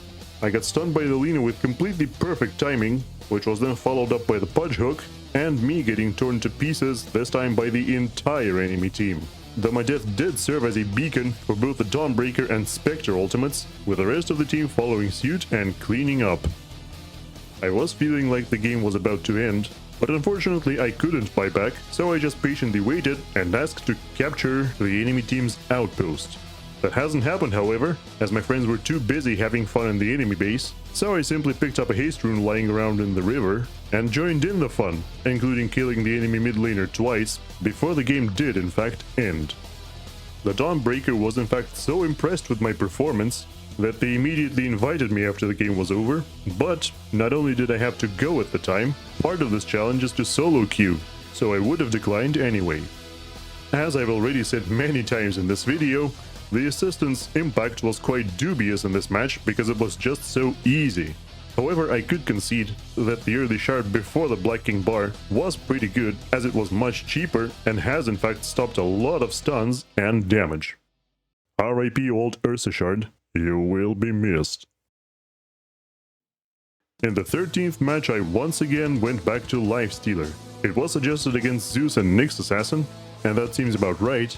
And he can be pretty good against Wraith King too, except of course against his skeletons in lane. For whatever reason, the assistant did not suggest a magic stick at any point during this game, and instead advised to go for phase boots straight away. Luckily for me, at least the Nyx Assassin had no mana burn, but still considering he and Wraith King use spells pretty often, I probably should have gotten at least a basic stick there. At the 8-minute mark, the Wraith King finally overextended, and we managed to score a very nice kill on him, though I did come pretty close to dying, but was able to save myself thanks to the ultimate that I just got. Unfortunately, there was trouble brewing the whole time in our mid lane, where the enemy puck kept making absolute mincemeat out of our Clinks, and it only got worse when the Nyx Assassin finally got his ultimate and went straight mid to help the puck as well. By the time I finally got my Radiance at the 19-minute mark, which is extremely slow considering I had no magic wand and no bracer, the puck was already 3000 gold ahead of me, not to mention his net worth was already twice that of our Clinks, his counterpart on our team, so needless to say, puck was completely owning. The situation was exacerbated by two things. First of all, the Wraith King was completely free farming. He destroyed our tower pretty much solo at the 14-minute mark and never let up after that, constantly pushing our T2. I kept asking my team to gank him as he was completely alone and by and large a free kill, but they evidently had bigger fish to fry. Secondly, the puck was assisted in his escapades by the enemy supports, the Zeus and the Nyx Assassin, creating a perfect ganking combo of death. And even when both of these supports perished, the puck always managed to get away. Interestingly, the assistant suggested Sanjin Yasha instead of Manta style, but I suppose it does make sense because the enemy team only has one silence and one root, while the rest are just stuns for days. Due to my late Radiance timing, as well as the general state of the game, I got the Sanjin Yasha pretty late as well, and my only choice at that point was basically Aghanim's in order to boost my survivability. However, for some reason that I can no longer comprehend now, I still finished the Basher before going for the Aghanims, despite the generated option telling me to do the opposite. Honestly, no idea what happened there. I guess we can just chalk it up to being tilted due to the state of the game. Now, the good part about all this was that I mostly avoided dying. However, with me being so far behind on net worth, and Medusa mostly having free farm due to her team terrorizing us for 30 minutes straight, she is still very far ahead, and her advantage keeps mounting. Around the 31-minute mark, I somehow managed to bait the puck into following me too deep, where he then gets accosted by our entire team and dies due to my lucky bash. Nice thinking past me, I guess. Of course, that barely changed the overall team net worth difference, but, you know, small victories, we take those. Another sad thing that I only noticed then was that our Clinks actually went for Diffusal Blade and Desolator first, so he couldn't kill the puck because the puck would just easily get away, he couldn't kill the Nyx Assassin because the Nyx Assassin would stun him and probably get away, he couldn't kill the Zeus because the Zeus would just jump away, and of course he couldn't kill either the Wraith King or Medusa because they are Wraith King and Medusa and they are super far ahead. The situation changed somewhat around the 36-minute mark, where Clinks finally got his hands on an Orchid, resulting in the puck dying quite embarrassingly, but with the Wraith King still being completely gigantic, and the Medusa now being fully online, we no longer had enough damage to kill anyone else.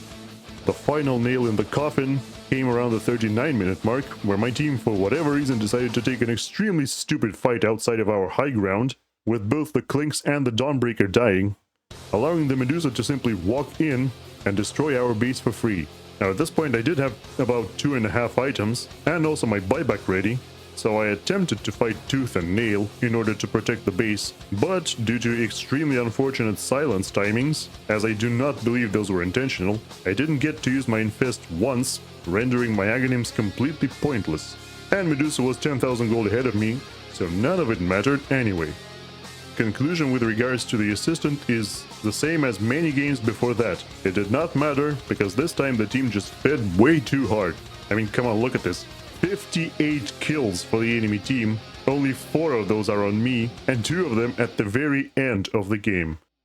I'll be stuck in this bracket forever, won't I? The 14th match of this research paper, I guess you can call it, started out well enough, as I was allowed to last pick, and the pick itself seemed pretty great, as I chose Troll Warlord because it showed good percentages against both Storm Spirit and Dazzle. In my experience, he's pretty good against Juggernaut as well, as becoming unkillable is a perfect counter to his ultimate, which makes him invulnerable. So I was actually quite excited and had high hopes for this game, just like I did for Dota Underlords once upon a time. And just like with Dota Underlords, the disappointment was swift and crushing. as our support Jakiro disconnected before the game's timer hit 0 and never came back.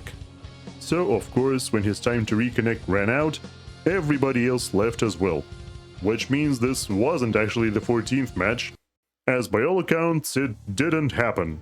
So in my notes I actually called this game 13.5 instead.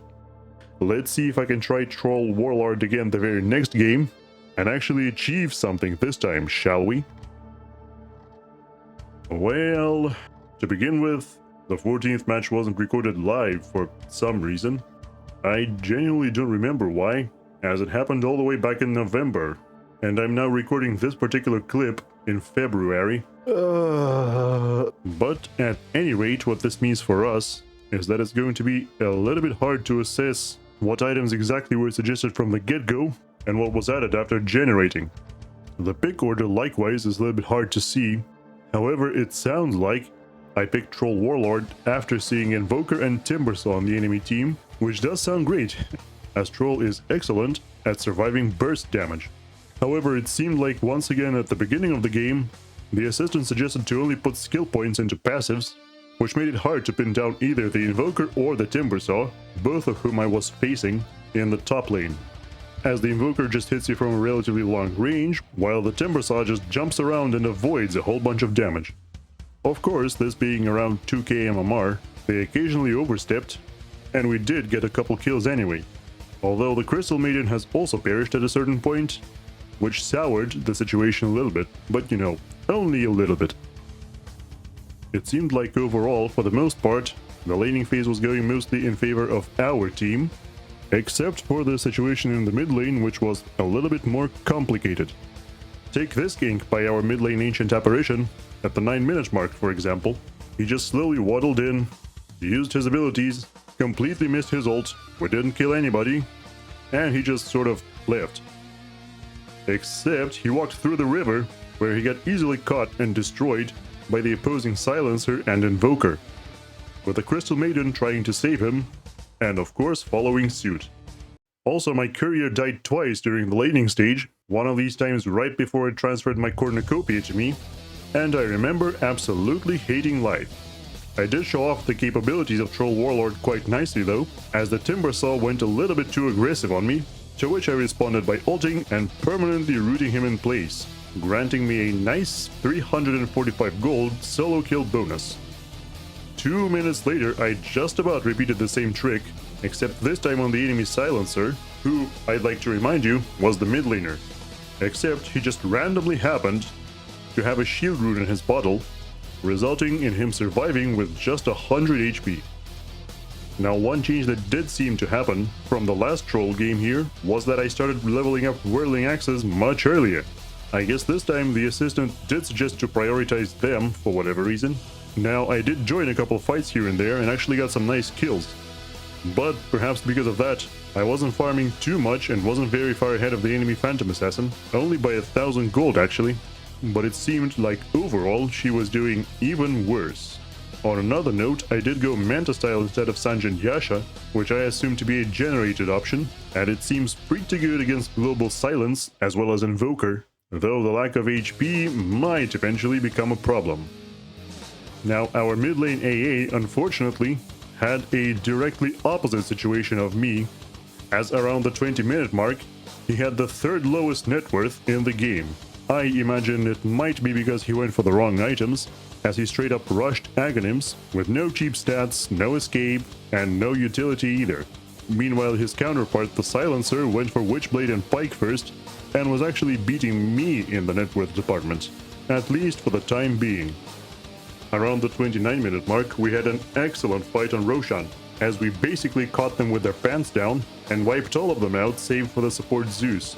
Unfortunately, I perished as well, which means we had to retreat from Roshan as we no longer had any damage against him, and the PA, knowing that, immediately went there after respawning and claimed it for herself, but did manage to beat it out of her shortly thereafter, and then kill her again, but unfortunately I had to sacrifice myself. Again. And this was basically a recurring problem all throughout the game. There were some nice fights where the Phantom Assassin got killed, but basically every time, so did I, and without me there was barely any damage left, and as the Crystal Maidens and Witch Doctor's ultimates kept getting interrupted, and the AA was still doing little to nothing, eventually going even lower in the net worth chart. Speaking of which, by the 38-minute mark, I was at the top of it. But unfortunately overall, the enemy team had a 17,000 gold advantage. And the Phantom Assassin was basically tied with me. We attempted a smoke gank, but sadly didn't manage to find anybody before it completely ran out, and then had to split because the enemy was already pushing our high ground, even though the Phantom Assassin wasn't with them. Now we did ultimately end up killing the Phantom Assassin, as she showed up on one of our wards, but in the meantime the power trio of Support Zeus, Support Invoker and Mid Silencer managed to completely destroy our top barracks. Somehow. Around the 41-minute mark, another fight broke out, this time next to our bottom barracks. Unfortunately, I had to once again ult super early, because the entire enemy team essentially threw all of their spells at me, and this was exactly what the Phantom Assassin needed, hiding in the shadows before pouncing on me exactly as my ultimate ran out. Now I did buy back immediately, as did the AA, but unfortunately without my ultimate and without any stuns or roots left, the PA was essentially completely unstoppable. So she wiped the floor with us a second time. And to conclude this game, it was just like in the most previous ones, very difficult to say how much impact the assistant had, as the game seemingly simply didn't pan out, with our team simply getting outplayed by the enemy team across the board. In the 15th game I went right back to Juggernaut. Bruh. Yes, I know. Look, if the assistant keeps suggesting it, and I know I've got good experience on it, then you bet I'm going to play it. With this so-called challenge, I need every bit of advantage I can get, okay? Now this time, Juggernaut was suggested against Pudge and Earth Spirit, but in my opinion also got better, because then the enemies picked Lion and Ancient Apparition. This game started completely on the wrong foot, as I got hooked in the bounty rune and gave up first blood. Luckily, at least the first blood money went to a support, while our mid lane Necrophos got a return kill, and I still made it back to lane just in time. So who's the real winner here, huh? It's not me, I actually lost this game. In the lane, the enemies were applying a fair bit of pressure between Pudge and Earth Spirit. However, even so, the lane was fairly manageable, and my last hitting was actually pretty good. Unfortunately, as the laning stage progressed, I did get ganked and die a couple times, which did result in me falling behind on farm. Now my team got some kills in return, but unfortunately it only happened after I died, so I got basically no gold for it. The biggest problem in this game turned out to be the enemy mid lane Lion, as at the 18-minute mark he almost had a full Aghanims after having already purchased a Blink Dagger, and somehow he hasn't died once in all this time. Now this game in particular, I had a lot of complaints to make about the assistant. First of all, while it did seem to suggest attribute bonus before on certain heroes, for Juggernaut this wasn't the case, as it advised to max out Healing Ward after being done with Blade Fury and Blade Dance. This is actually something higher level Juggernaut players avoid, as the Healing Ward heals by a percentage anyway, which means getting attribute bonus not only increases its healing, just like leveling it up does, but also gives you more mana, which means you'll get to cast it more often. At least I had power treads to offset its cost. Besides all the bad things that have happened already, this game I seemed to be cursed to have the worst possible ult bounces ever, as can be seen right here for example. And the problems don't stop there, as my second complaint with the assistant here is that it kept stubbornly suggesting Butterfly in all of the generated options as well. Not only did the enemy team have by and large only 2 physical attackers, their main source of damage was the magic burst that mostly came from the Lion, and Butterfly of course gives no HP to protect you from it whatsoever. This item suggestion in particular would make things significantly worse as the game would progress. Our first kill on the Lion finally happened as late as minute 31, where he first absorbed my entire ult, then popped his newly purchased Shadow Blade and almost escaped, but ran directly over our sentry ward, resulting in us catching up to him.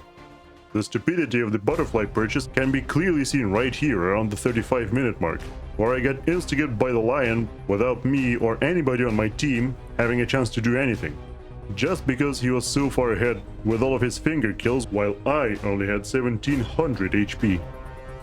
A couple minutes later he instigated me again. This time he was hiding behind a tree, so none of us even had an idea he was there. At this point, the enemy team was so far ahead that even after us respawning and using all of our abilities, including my Omni Slash, it still didn't matter. They cleaned us up a second time and got mega creeps. Though they then got careless and died, they were still staying comfortably far ahead. They took down Roshan a second time and went for the final push at the 46-minute mark. Our entire team got hit by the Ancient Apparition ultimate, which meant we had to stand around in the fountain for a while, and when we finally struck back and even killed the lion, we simply ran out of HP, mana and spells, while the enemy troll respawned with his Aegis and finished the game easily. This game I am definitely listing under terrible assistant performance. The butterfly purchase, instead of something like Aghanim's Abyssal Blade or Black King Bar, ensured that the lion could simply keep insta-gibbing me, with even our Dazzle not being able to keep up. The skill build was questionable as well, though of course not the biggest problem this time. In match 16, I decided to try out Alchemist. I picked it into Scarith Mage and Silencer, which is a so-so matchup, but they can both be basically negated by purchasing a Black King Bar. And at least I finally got to try out the cool set that I got from Crownfall. Alchemist is also not bad against Huskar and Conka, as Huskar doesn't like high early physical damage, while Alchemist's ultimate allows him to survive Conka's spell combo. The downside is of course that I'm not very experienced with Alchemist, so last hitting was a little bit harder than it probably should have been. But overall, the lane was going fine, as the Disruptor clearly knew what he was doing, so we got some nice kills. At a certain point I unfortunately died as well, which I feel like, for a hero like Alchemist, who relies on staying far ahead of the enemies on farm, probably hurts even more than usual. But no, well, what can you do? Overall, the team seemed to be doing pretty well, but the game was more or less even. Eventually, we engaged in quite an epic fight, where I chased the enemy Silencer into the Roche Pit while being pursued by the Conka, lost almost all of my health, and had to run towards the mid lane to escape, where our mid lane Shadow Demon proceeded to completely ignore the whole situation, right up until the point I reached his tower. At least shortly after I finally got my ult, so now I can hopefully farm a little better. Never mind, at the 10-minute mark, basically the whole enemy team ganked me, but I somehow managed to commit a ritualistic seppuku right in front of all of them. Silver linings, I guess. Ultimately, my Radiance was completed at minute 14. It could have been a lot better, but unfortunately, my terrible last hitting, as well as 2 deaths, took their toll. I tried to grab the enemy 14-minute Wisdom and ambush the Silencer in the process. However, it seemed like he saw me there and called for reinforcements, so I just died like an idiot instead. At least I forced a global silence. As the game progressed, I probably fought together with my team a little bit too much, as I did score some kills but also had a few unfortunate deaths, including dying while teleporting, which is pretty much the worst case scenario. At this time I noticed that the enemy Faceless Void was uncomfortably close to me in terms of farm, and not only that, he had about 50% more last hits, which was totally unacceptable. To make matters worse, my courier died while carrying my Blink Dagger shortly after. After Blink, the assistant suggested, and I agreed, to get a Manta style. It both helps against all these silences the enemy team has, and accelerates your farm, as you can simply send the Manta illusions with Radiance towards the lane, instead of risking your own life. A couple more fights happened, and I still continued to join them, though again maybe I shouldn't have, as while I did get the kills, the Void continued to be ahead of me on last hits. At the 29-minute mark, shortly after I got my Black King Bar, I got extremely unlucky, as I activated it the very same second the Void chronoed me, which meant my 9-second Black King Bar was almost completely wasted, and even though I did get a couple kills, the Void totally cleaned up. A couple minutes later, we engaged in yet another fight, and I got a couple more kills, but though the enemy team lost the fight this time, the Void lived again. The pattern finally broke another couple minutes later, where I finally got directly on top of the Void with my newly acquired Orchid, and of course he stood absolutely no chance. Now, after all of these successes, my team suggested to reinforce them by taking Roshan as well, and I decided to agree. So I pushed bottom and then wrapped around and went right for the Roche Pit, which was now at the top as the nighttime just hit. Now, as I started roshing, in fact after I've already been at it for a minute, my team, for whatever reason, decided to force a fight in the mid lane. And not only that, the fight lasted quite a while, with my team slowly but surely pulling the enemies closer to the Roche Pit while dying and putting the mission into even more jeopardy. Naturally, the team started blaming me for not dropping everything and not feeding together with them, which would have cost us the Roche as well, by the way.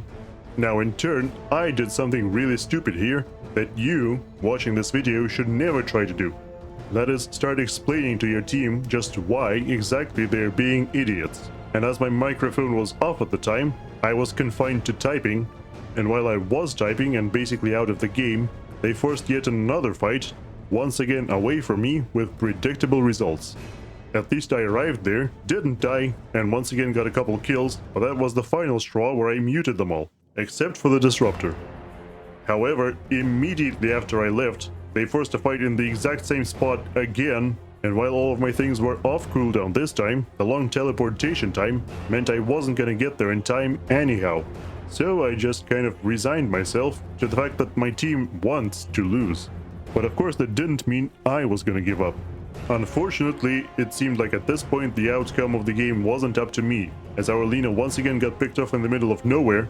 I figured out that at least Shadow Demon and I could get a couple of return kills together. However, we took a little bit too long, and the Void made it into the fight in time, once again placing a perfect chrono just as I popped my BKB, and while after that he was still 3000 gold behind me, overall the team net worths were now tied.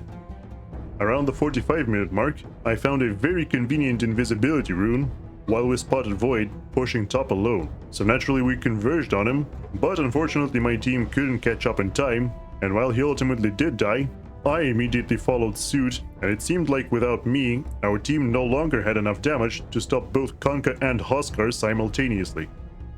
The three enemies kept pushing our T4s, and even though we did manage to kill off one of them, at this point the support Silencer could easily go toe-to-toe with our offlane Lina, which meant they could hold the floor long enough for the Void to respawn, place an epic 3-man Chronosphere, and finish the game.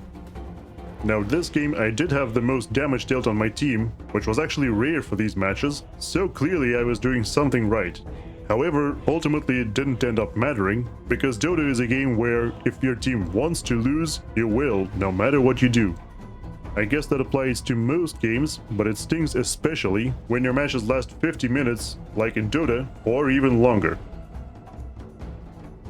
The next match, number 17, I decided I've had quite enough experimentation for the day, so I fell back on Wraith King.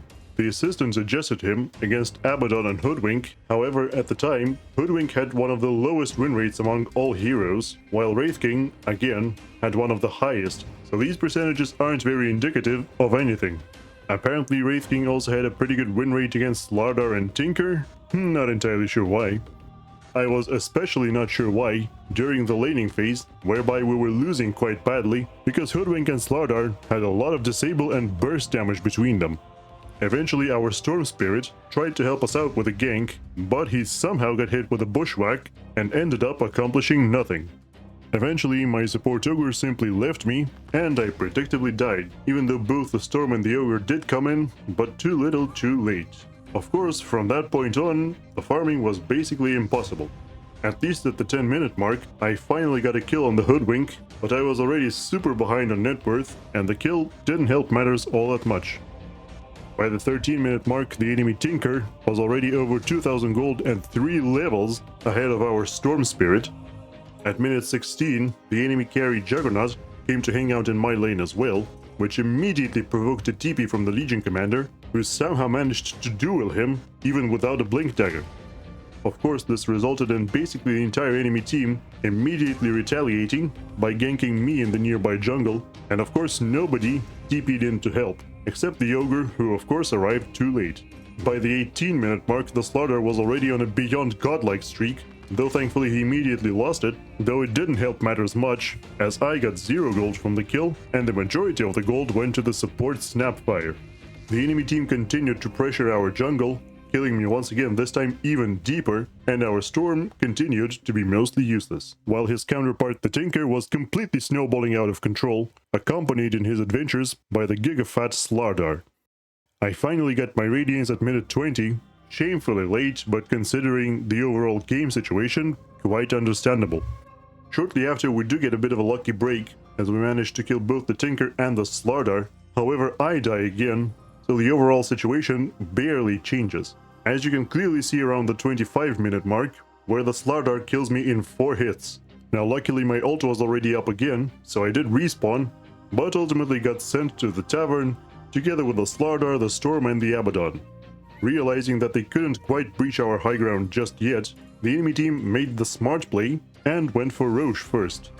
This emboldens them enough, where they straight up dive our tier 4s, and even so, we only managed to kill the Juggernaut and pop the Slardar's Aegis, while the Juggernaut himself got awarded an ultra kill post-mortem. The enemy team dusts themselves off and immediately goes to push our bottom racks. Our Legion commander does find a nice pickup on the enemy Hoodwink.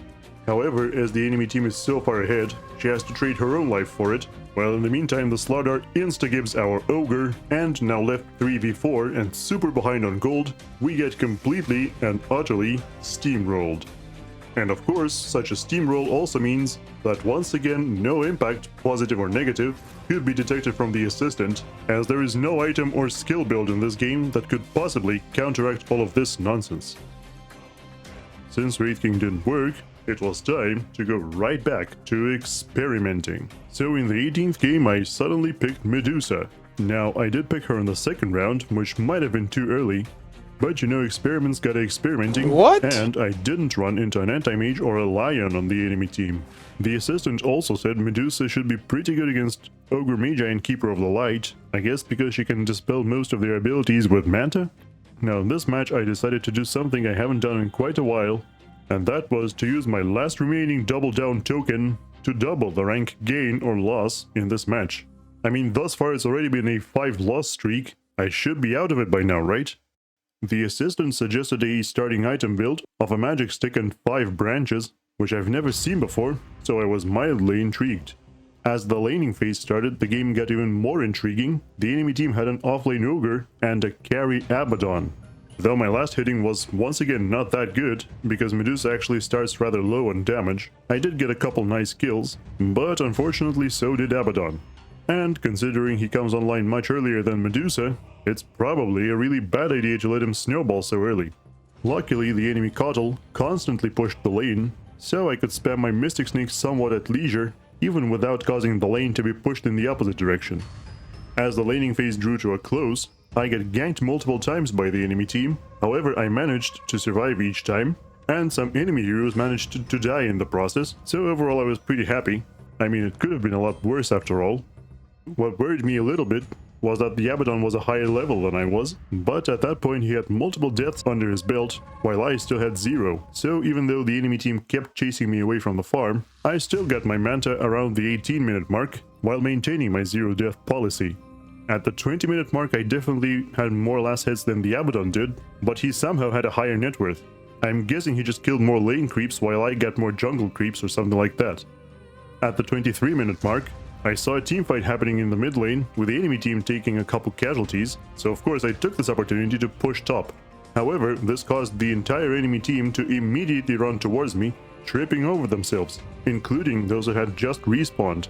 I almost got caught, but ultimately managed to ult and TP out, because the only one who had reached me so far was the Kotl, and he couldn't interrupt my TP. This didn't dissuade the enemy team from their aggression, however, as they forced a fight in our jungle. Predictably, as we knew they were there, it didn't go too well for them, and I got a couple assists. I finished my butterfly around the 26-minute mark. Not too bad, all things considered, but the Abaddon somehow still was ahead of me on net worth, even though he had fewer last hits and no Manta. At the 28-minute mark, we took a rather bad fight in the Roche pit, with the enemy Puck being able to style all over us. Double kill. They chased us all the way into our base, where the Abaddon did overextend and die, but unfortunately most of our team, including me, got wiped out as well. However, the enemy team didn't manage to pull out in time, so as our Axe, Clock and Necrophos respawned, it was the enemy's turn to get cleaned up. A couple minutes later, as Roshan moved towards the bot lane, the enemy team made an attempt on his life as well, and thanks to the vision granted by Clock's rockets, we saw them and immediately ran towards them to stop it. They retreated as their Puck was pushing top at the time. However, instead of finishing Roche, my team tried to give chase, failed spectacularly, and gave Puck just enough time to finish his business top and reach the Roche pit as well. Even so, it still was anybody's Aegis, but due to a series of unfortunate events, I couldn't do anything in time, as I first had Puck's coil ripped on me by the Coddle, and then hexed by Dazzle, just as the Abaddon finished Roche before my eyes and claimed the Aegis for himself. I still managed to survive though, as I simply ulted and TP'd, but thanks to their newly acquired Aegis, the enemy team pushed the bottom racks completely unopposed. It was made worse by the fact that our Axe chose this exact moment to go AFK without explanation. So after being done with the bot racks, they immediately switched to mid, with us sadly being unable to put any kind of dent in their heroes thanks to massive healing from Coddle and Dazzle. Their efforts made Abaddon completely indestructible, while the Puck continued to style all over us and was basically impossible to catch. Luckily for us, they did start tower diving before finishing the mid racks, and our Axe chose this exact moment to come back. So while the Axe perished almost immediately, and they continued to kill us one by one, eventually the Puck somehow managed to jump into our fountain with all of his spells on cooldown and die as well. So we at least held on to our Ancient for now. At the 42-minute mark, the enemy team gathered round and started pushing our last barracks. They did almost fountain dive again, and the Abaddon died incredibly stupidly by trying to fight all 5 of us alone.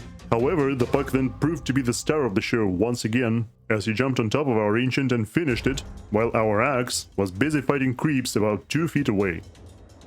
So in the end, this game can be listed among those where once again the assistant didn't matter, as though it felt like I did all I could. The enemy team pushed so aggressively, with the Puck being an absolute terror, and the Abaddon absorbing our team's entire damage output, that I had basically no time to farm. In the end, I did become almost unkillable, and my DPS was growing steadily, but ultimately, it was too little, too late.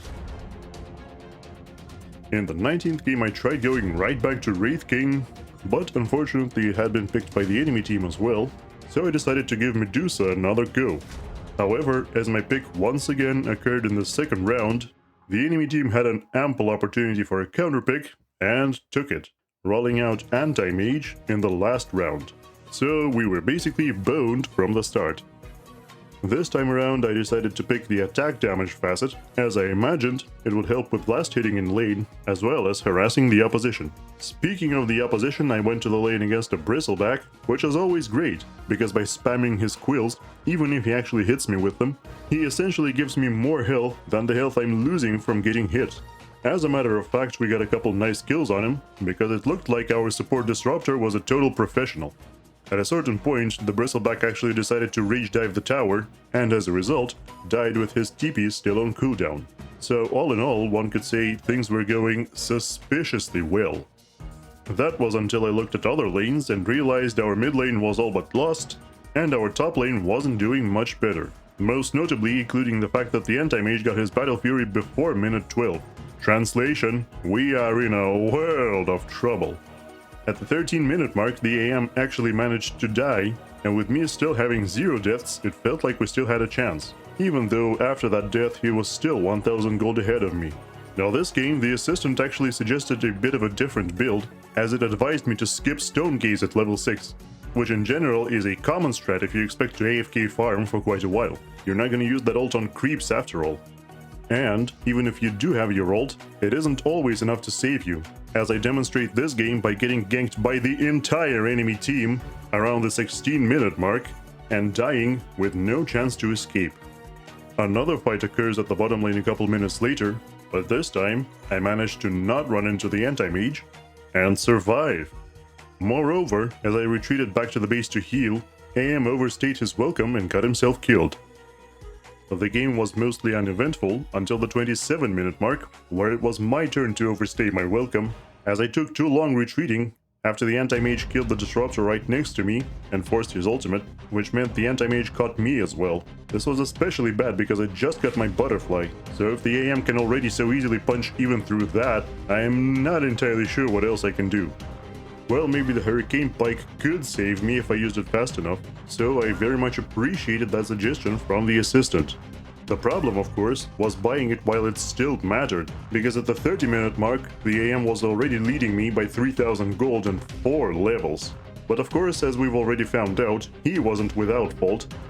For another example, see the 31-minute mark, where he jumped in to finish off the Axe, got trapped in the static field, and stomped it to the ground by the Primal Beast.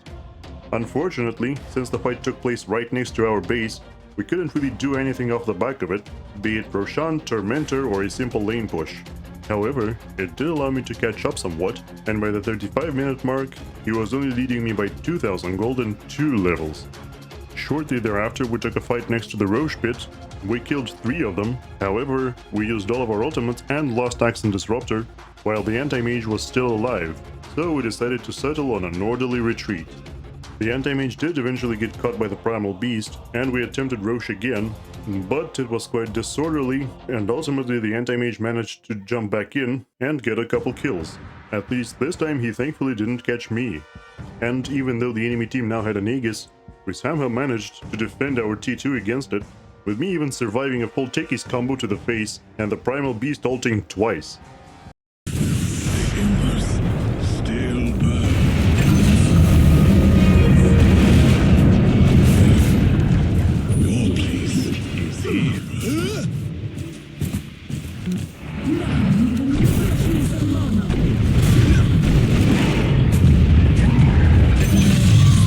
After completing my data list, the game recommended Disperser, which I didn't particularly mind, but also wasn't entirely sure why. It felt like at that point, Aghanim's might have been better, as I didn't feel like I could burn any significant amount of mana with Disperser, and it actually gives the same amount of intelligence as Diffusal Blade, so it's not very good for survivability either. At the 42-minute mark, we do manage to wipe out the entire enemy team, however all we get out of it is a single T2 tower, as while we were pushing the high ground, the axe died and the sniper wasn't with us as he just respawned. At this point I didn't quite see the reason to go Monkey King bar, so I generated options and went for Aghanim's Shard and Scepter instead. At the 46-minute mark, we take quite a profitable 5v4 fight, while the anti-mage is busy pushing our bottom barracks, and we manage to catch him in the act, which means we are now free to finally destroy the enemy middle barracks. Interestingly enough, at this point I was slightly ahead of the anti-mage in net worth, though of course he was still very far ahead on last hits. Things got even worse for him at the 51-minute mark, where he got caught alone and died again. However, I was running into problems of my own as I ran out of generated options, which is really bad when the assistant suggestions are the only thing you're allowed to use. So, in this unique circumstance, I make an executive decision to do the only other upgrade that makes sense: replace my power treads with a swift blink. We destroyed the enemy top barracks right before the anti-mage respawned, however at this point our own base was getting destroyed, so we had to retreat pronto.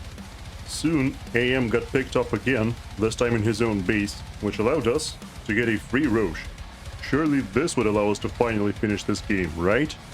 Well, our sniper decided to do his favorite trick, that is getting caught in the middle of nowhere, so we were forced to quickly retreat to our base, where the enemy team also congregated around the bottom lane.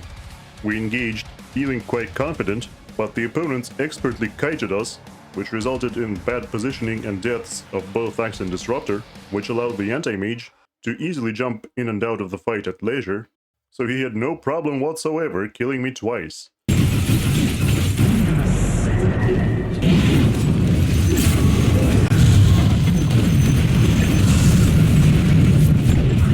Of course, I still had my buyback on hand, so I immediately ran back in.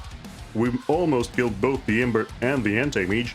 Unfortunately, the latter was able to use his ult right at the last second to blow me up for massive damage, finishing off the rest of us, allowing him to finish the game completely unopposed.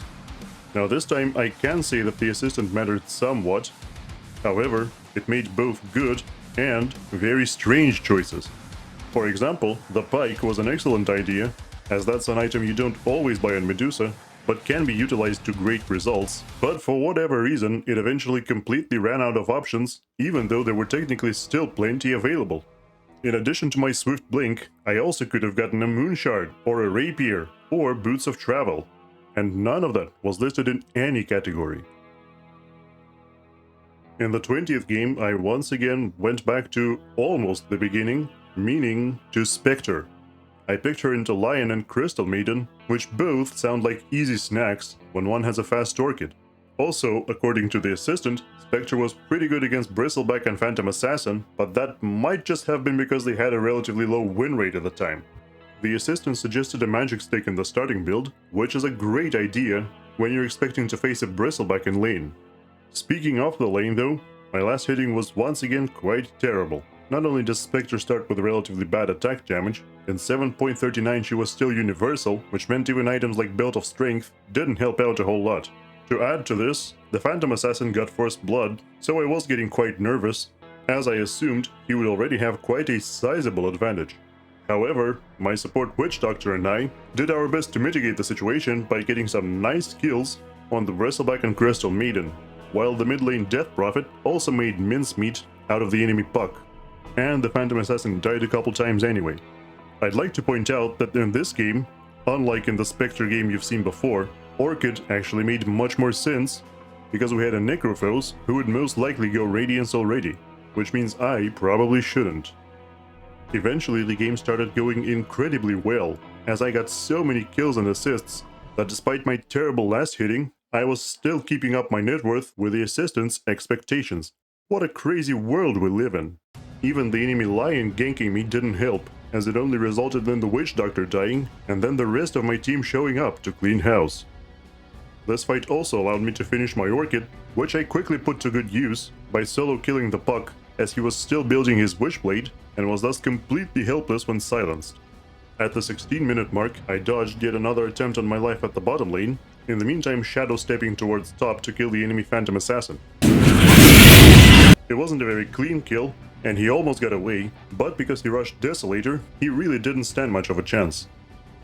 My amazing killing spree was finally put to an end a couple minutes later, when I joined the fight around the Roche Pit by destroying the poor Crystal Maiden from behind, with the team unfortunately retreating immediately, and worst of all, the Phantom Assassin getting the kill.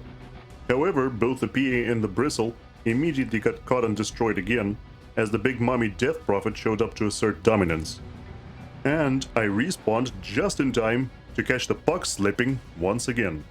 The tempo of the game simply wouldn't let up, as barely a minute afterwards, I ran straight into the enemy Bristleback farming the jungle, but unfortunately this time the whole enemy team converged on just me and Necrophos, although we did get yet another kill on the Phantom Assassin as a consolation prize. I continued to enjoy the default 7.39 Spectre gameplay immediately after respawning, as I instantly jumped into an ongoing fight, cutting down the Lion and chasing away the Crystal Maiden, while my Death Prophet was busy teabagging the puck and the Phantom Assassin into the ground. The non-stop action continued after I got my Manta, as we got another couple kills and started pushing the enemy top T2. However, they caught us really well, with the Phantom Assassin opening up with his Black King bar, forcing us into a disorganized retreat where I started TPing while standing in a really bad spot, and it felt like the TP was taking forever, but actually I suppose it didn't matter, and I got a consolation kill on the Lion anyway. Another big fight occurs at the 27-minute mark, where I shadow step on top of the Lion. However, in the downtime he has somehow managed to accumulate enough gold to buy a Ghost Scepter, which was very smart on him, so I spent way too long chasing him, while our Death Prophet absorbed all of the enemy's spells and attacks, and unfortunately perished. Thankfully, the overall fight turned out profitable for us anyway, because the Necrophos just powered through all of the remaining enemy damage, and the two of us finished off the stragglers. We started pushing high ground, but ultimately decided against it, retreating a little bit and converging around the Roche Pit. This allowed us to catch the Phantom Assassin unawares, and even though he did manage to survive, he was forced to use his Black King bar and TP out, which meant Roche was now free for the taking. And of course, off the back of it, one lane of Rax was no problem, while the enemy team fell apart around us.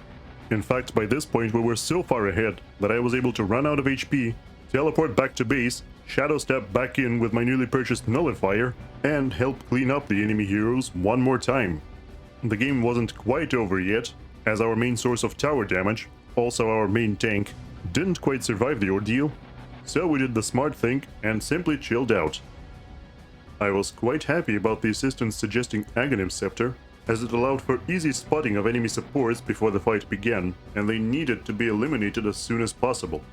Meanwhile, the Phantom Assassin bought his own Nullifier, which was quite good for him, because of all the eels, scepters and glimmer capes and the ghost forms that our team had. Unfortunately, we did spread ourselves a little too thin, and I got caught by practically all the enemies at once, trying to capture their outpost.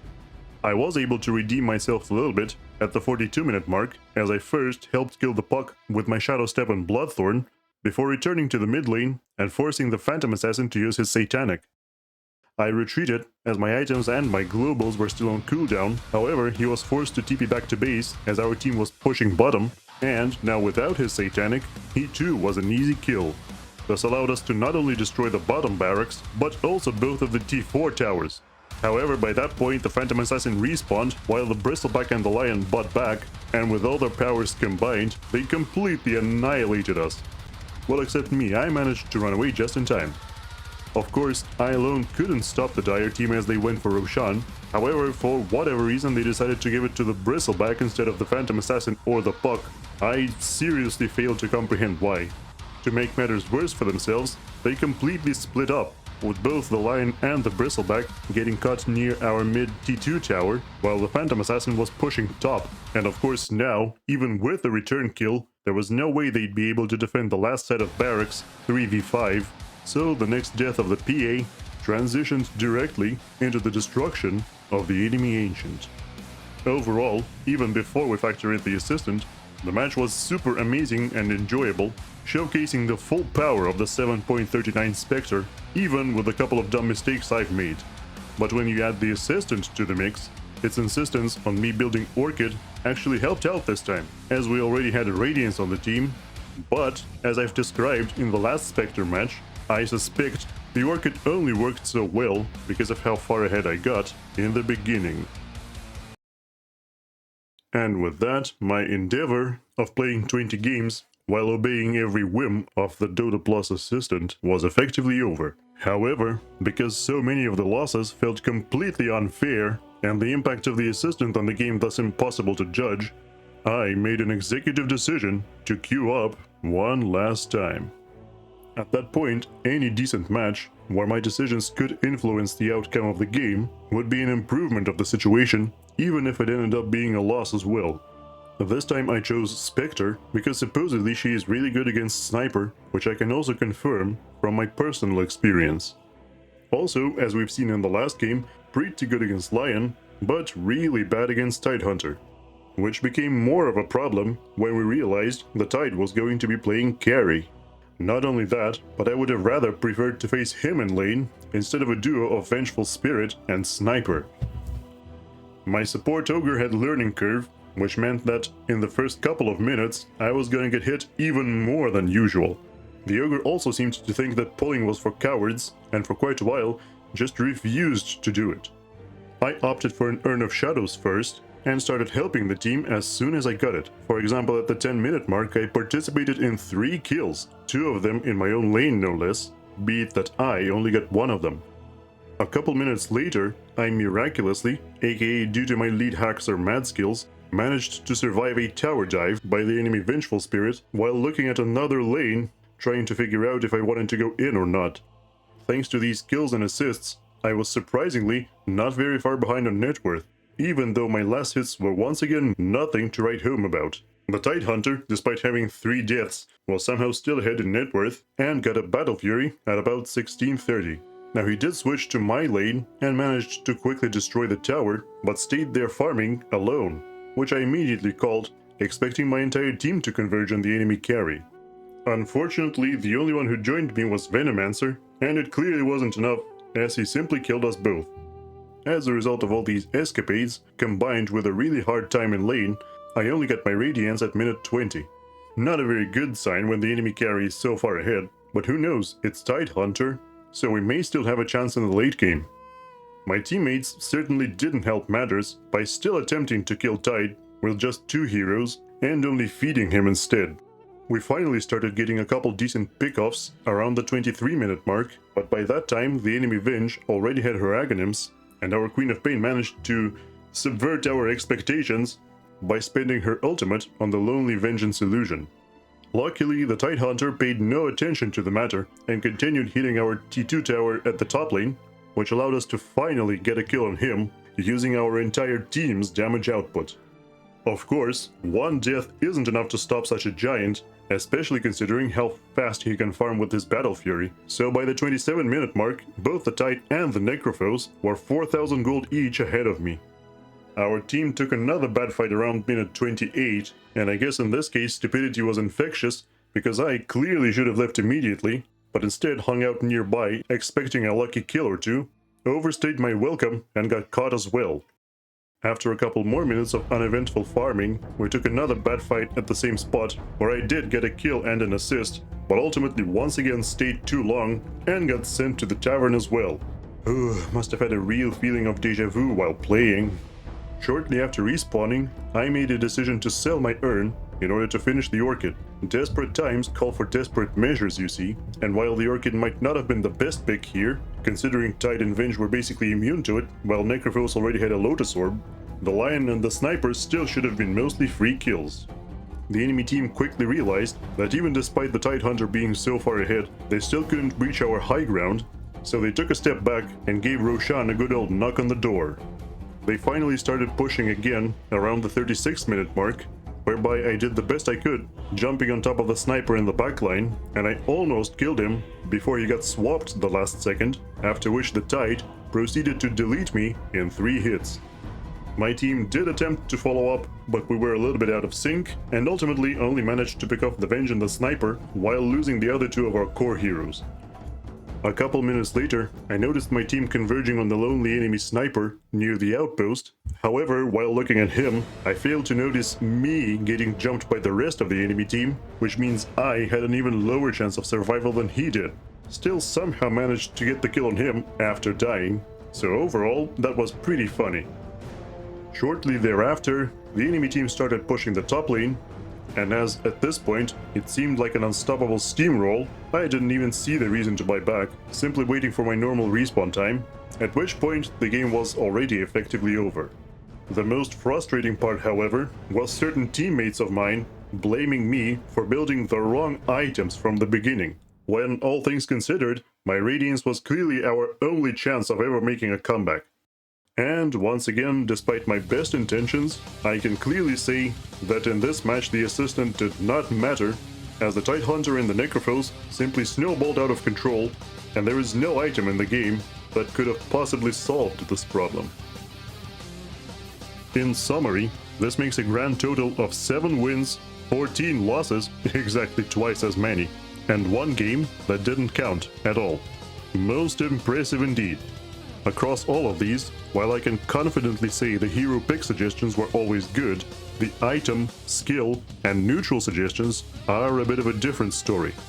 Out of the total 21 matches, the assistant did not feel impactful in roughly 11 of them, sometimes due to the hero being straightforward, other times because the game just ended too quickly.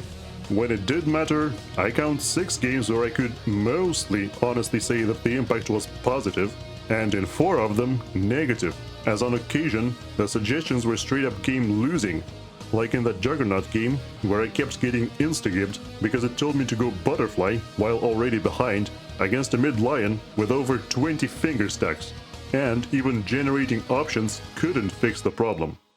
However, the overwhelming majority of the games, where the assistant didn't feel impactful, brings me neatly along to the very important aspect that you need to realize about using such features. There are certain things about this game that the assistant physically cannot help you with.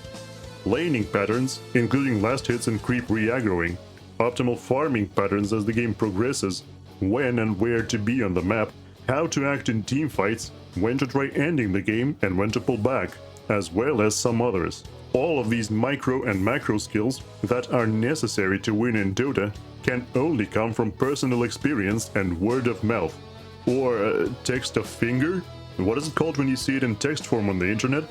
And of course, the assistant doesn't affect the biggest risk factor, your teammates, in any way, except occasionally demoralizing them, as you pick something you think is good, only for a teammate to immediately call your names and threaten to go AFK or feed down the mid lane from the start of the match. Admittedly, as a new player, the suggestions might help you out tremendously. Popular skill builds and neutral picks don't often make sense at a glance, or might not even be useful to a new player, as their playstyle might just be completely different. So having the assistant pick those things for you might just be easier than endlessly pondering what to pick and why.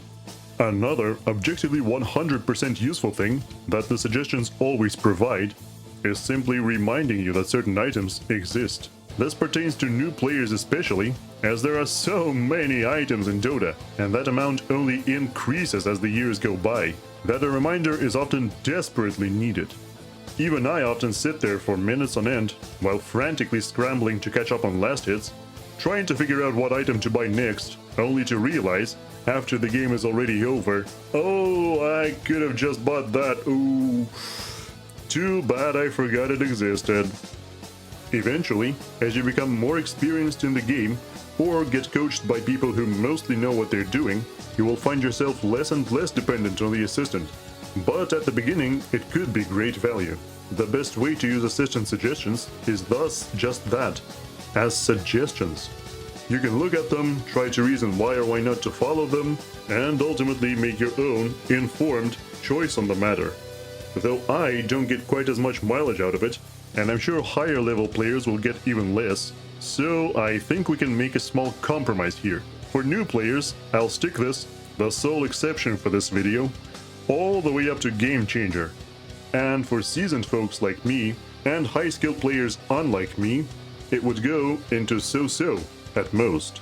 I have, up until now, neglected to mention the additional stats that you see during the match thanks to the assistant, those being your current KDA, creep score, and net worth, being constantly compared to averages.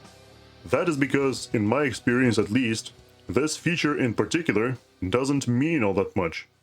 As a carry player, constantly seeing those red triangles in the corner of my eye, with the values being underwhelming due to factors outside my control, like getting bullied non-stop while my support does God knows what who knows where, does not help at all. And in many cases it doesn't reflect anything, because the average doesn't even seem to depend on your role. If you're playing mid-Lion, you're virtually guaranteed to be in the greens the whole time, no matter how terrible the performance actually is for a mid laner. And, as I've played a fair bit of carry Weaver, I have also noticed that the expected net worth value for that hero seems to always be too low for what is expected of a carry. It also isn't clear what group of players the averages pertain to. You'd expect it to be your MMR bracket, but I heard certain other creators mention that it might be all matches, or at least all ranked ones, within a certain period of time. I haven't personally checked that, but again, that's because I rarely actually pay any mind to it. As a core hero, your main goal in the macro game is to figure out whether you are ahead of your counterpart on the opposing team, and if not, why. That is to say, even the net worth stat ends up being relevant mostly in that comparison, rather than as an absolute value. However, there are some average net worth values expected of core players based on the game's timer, so here is one useful aspect of these stats. You don't have to calculate your total gold yourself, but instead can see it readily available, so you can just look at the value and use the game timer to determine how bad things really are. These expected values, such as having 9 to 10,000 gold as a carry by minute 20, are readily available online, as many coaches and other content creators reference them constantly. After many years of experience, including watching and sometimes participating in highest level tournaments. Overall though, I see these stats and triangles as too minor of a feature to put into a separate category, therefore they won't make a mark on the tier list at all. This about wraps it up for today's video. As you can see, and as you've probably expected considering this is a Valve game, I have only found one feature that is truly worthy of a title like Game Changer, and even that is only true for a handful of players. There aren't exactly millions of new players joining the game monthly after all. Most features for me have landed into the so-so category, and I cannot, in good conscience, say they are worth the money you're expected to put into it. There are features that feel genuinely great, and perhaps together they outweigh the mediocre and useless ones. But the obvious conclusion is this: whether Dota Plus is a worthy investment for you ultimately depends on the value of individual features to you. As for me, I've laid it out and made up my mind. And while I'll probably keep up the subscription, as I've gotten used to it by now, and in case there are big updates to the Plus features, I'm expecting to spend significantly less time on Dota as a whole. Again, as I've said in the beginning, this video has cost me a lot, I have spent months on it, and it bottlenecked other content I wanted to make. And, more importantly, the empty feeling of having done all you can and still accomplishing nothing, which hits like a truck every time you lose a game of Dota, is not quite for me. Add constantly facing smurfs, toxic players, and outright ruiners, and it just becomes a negative feedback loop that only makes the game less fun over time. I know that with enough effort, it is possible for me to climb the ranks, and maybe that would make for entertaining content, but the amount of effort, and most importantly time, required for that is, as of now, too much for me. I have a few fun ideas for more Dota videos, and I am most likely going to cover some features introduced in large balance patches whenever Volvo decides to drop one. Maybe even make a video about 740. I got a few ideas for that. So don't unsubscribe just yet if you are subscribed because of Dota. But I am not ready to dedicate my whole life to this game, as I'm sure you can relate. I have also learned some things from making this video that I will make sure to apply in the future.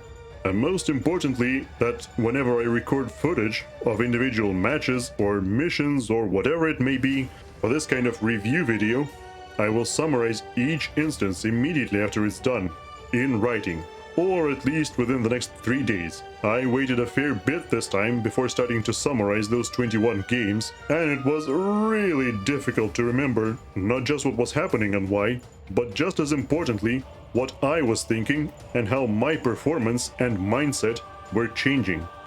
Lastly, for what it's worth, I always appreciate constructive feedback on my videos, so don't hesitate to share a suggestion on how to improve a video like this, what to work on, and whatever other feedback you can think of. Thank you so much for watching. If you enjoyed this video, don't forget to like and possibly subscribe for all sorts of different games, as well as more videos of this format. Also, since it's looking more and more like this video drops around the end of February, Merry Christmas, Happy New Year, Happy Lunar New Year, Carnival, Valentine's Day, and all these other holidays. May this year bring you more joy than the last one. That's a good, realistic goal you can set for yourself at least. I hope to see you around again, but for now, take care everybody, and have a wonderful rest of your day. Radiant's middle tower can't handle this game.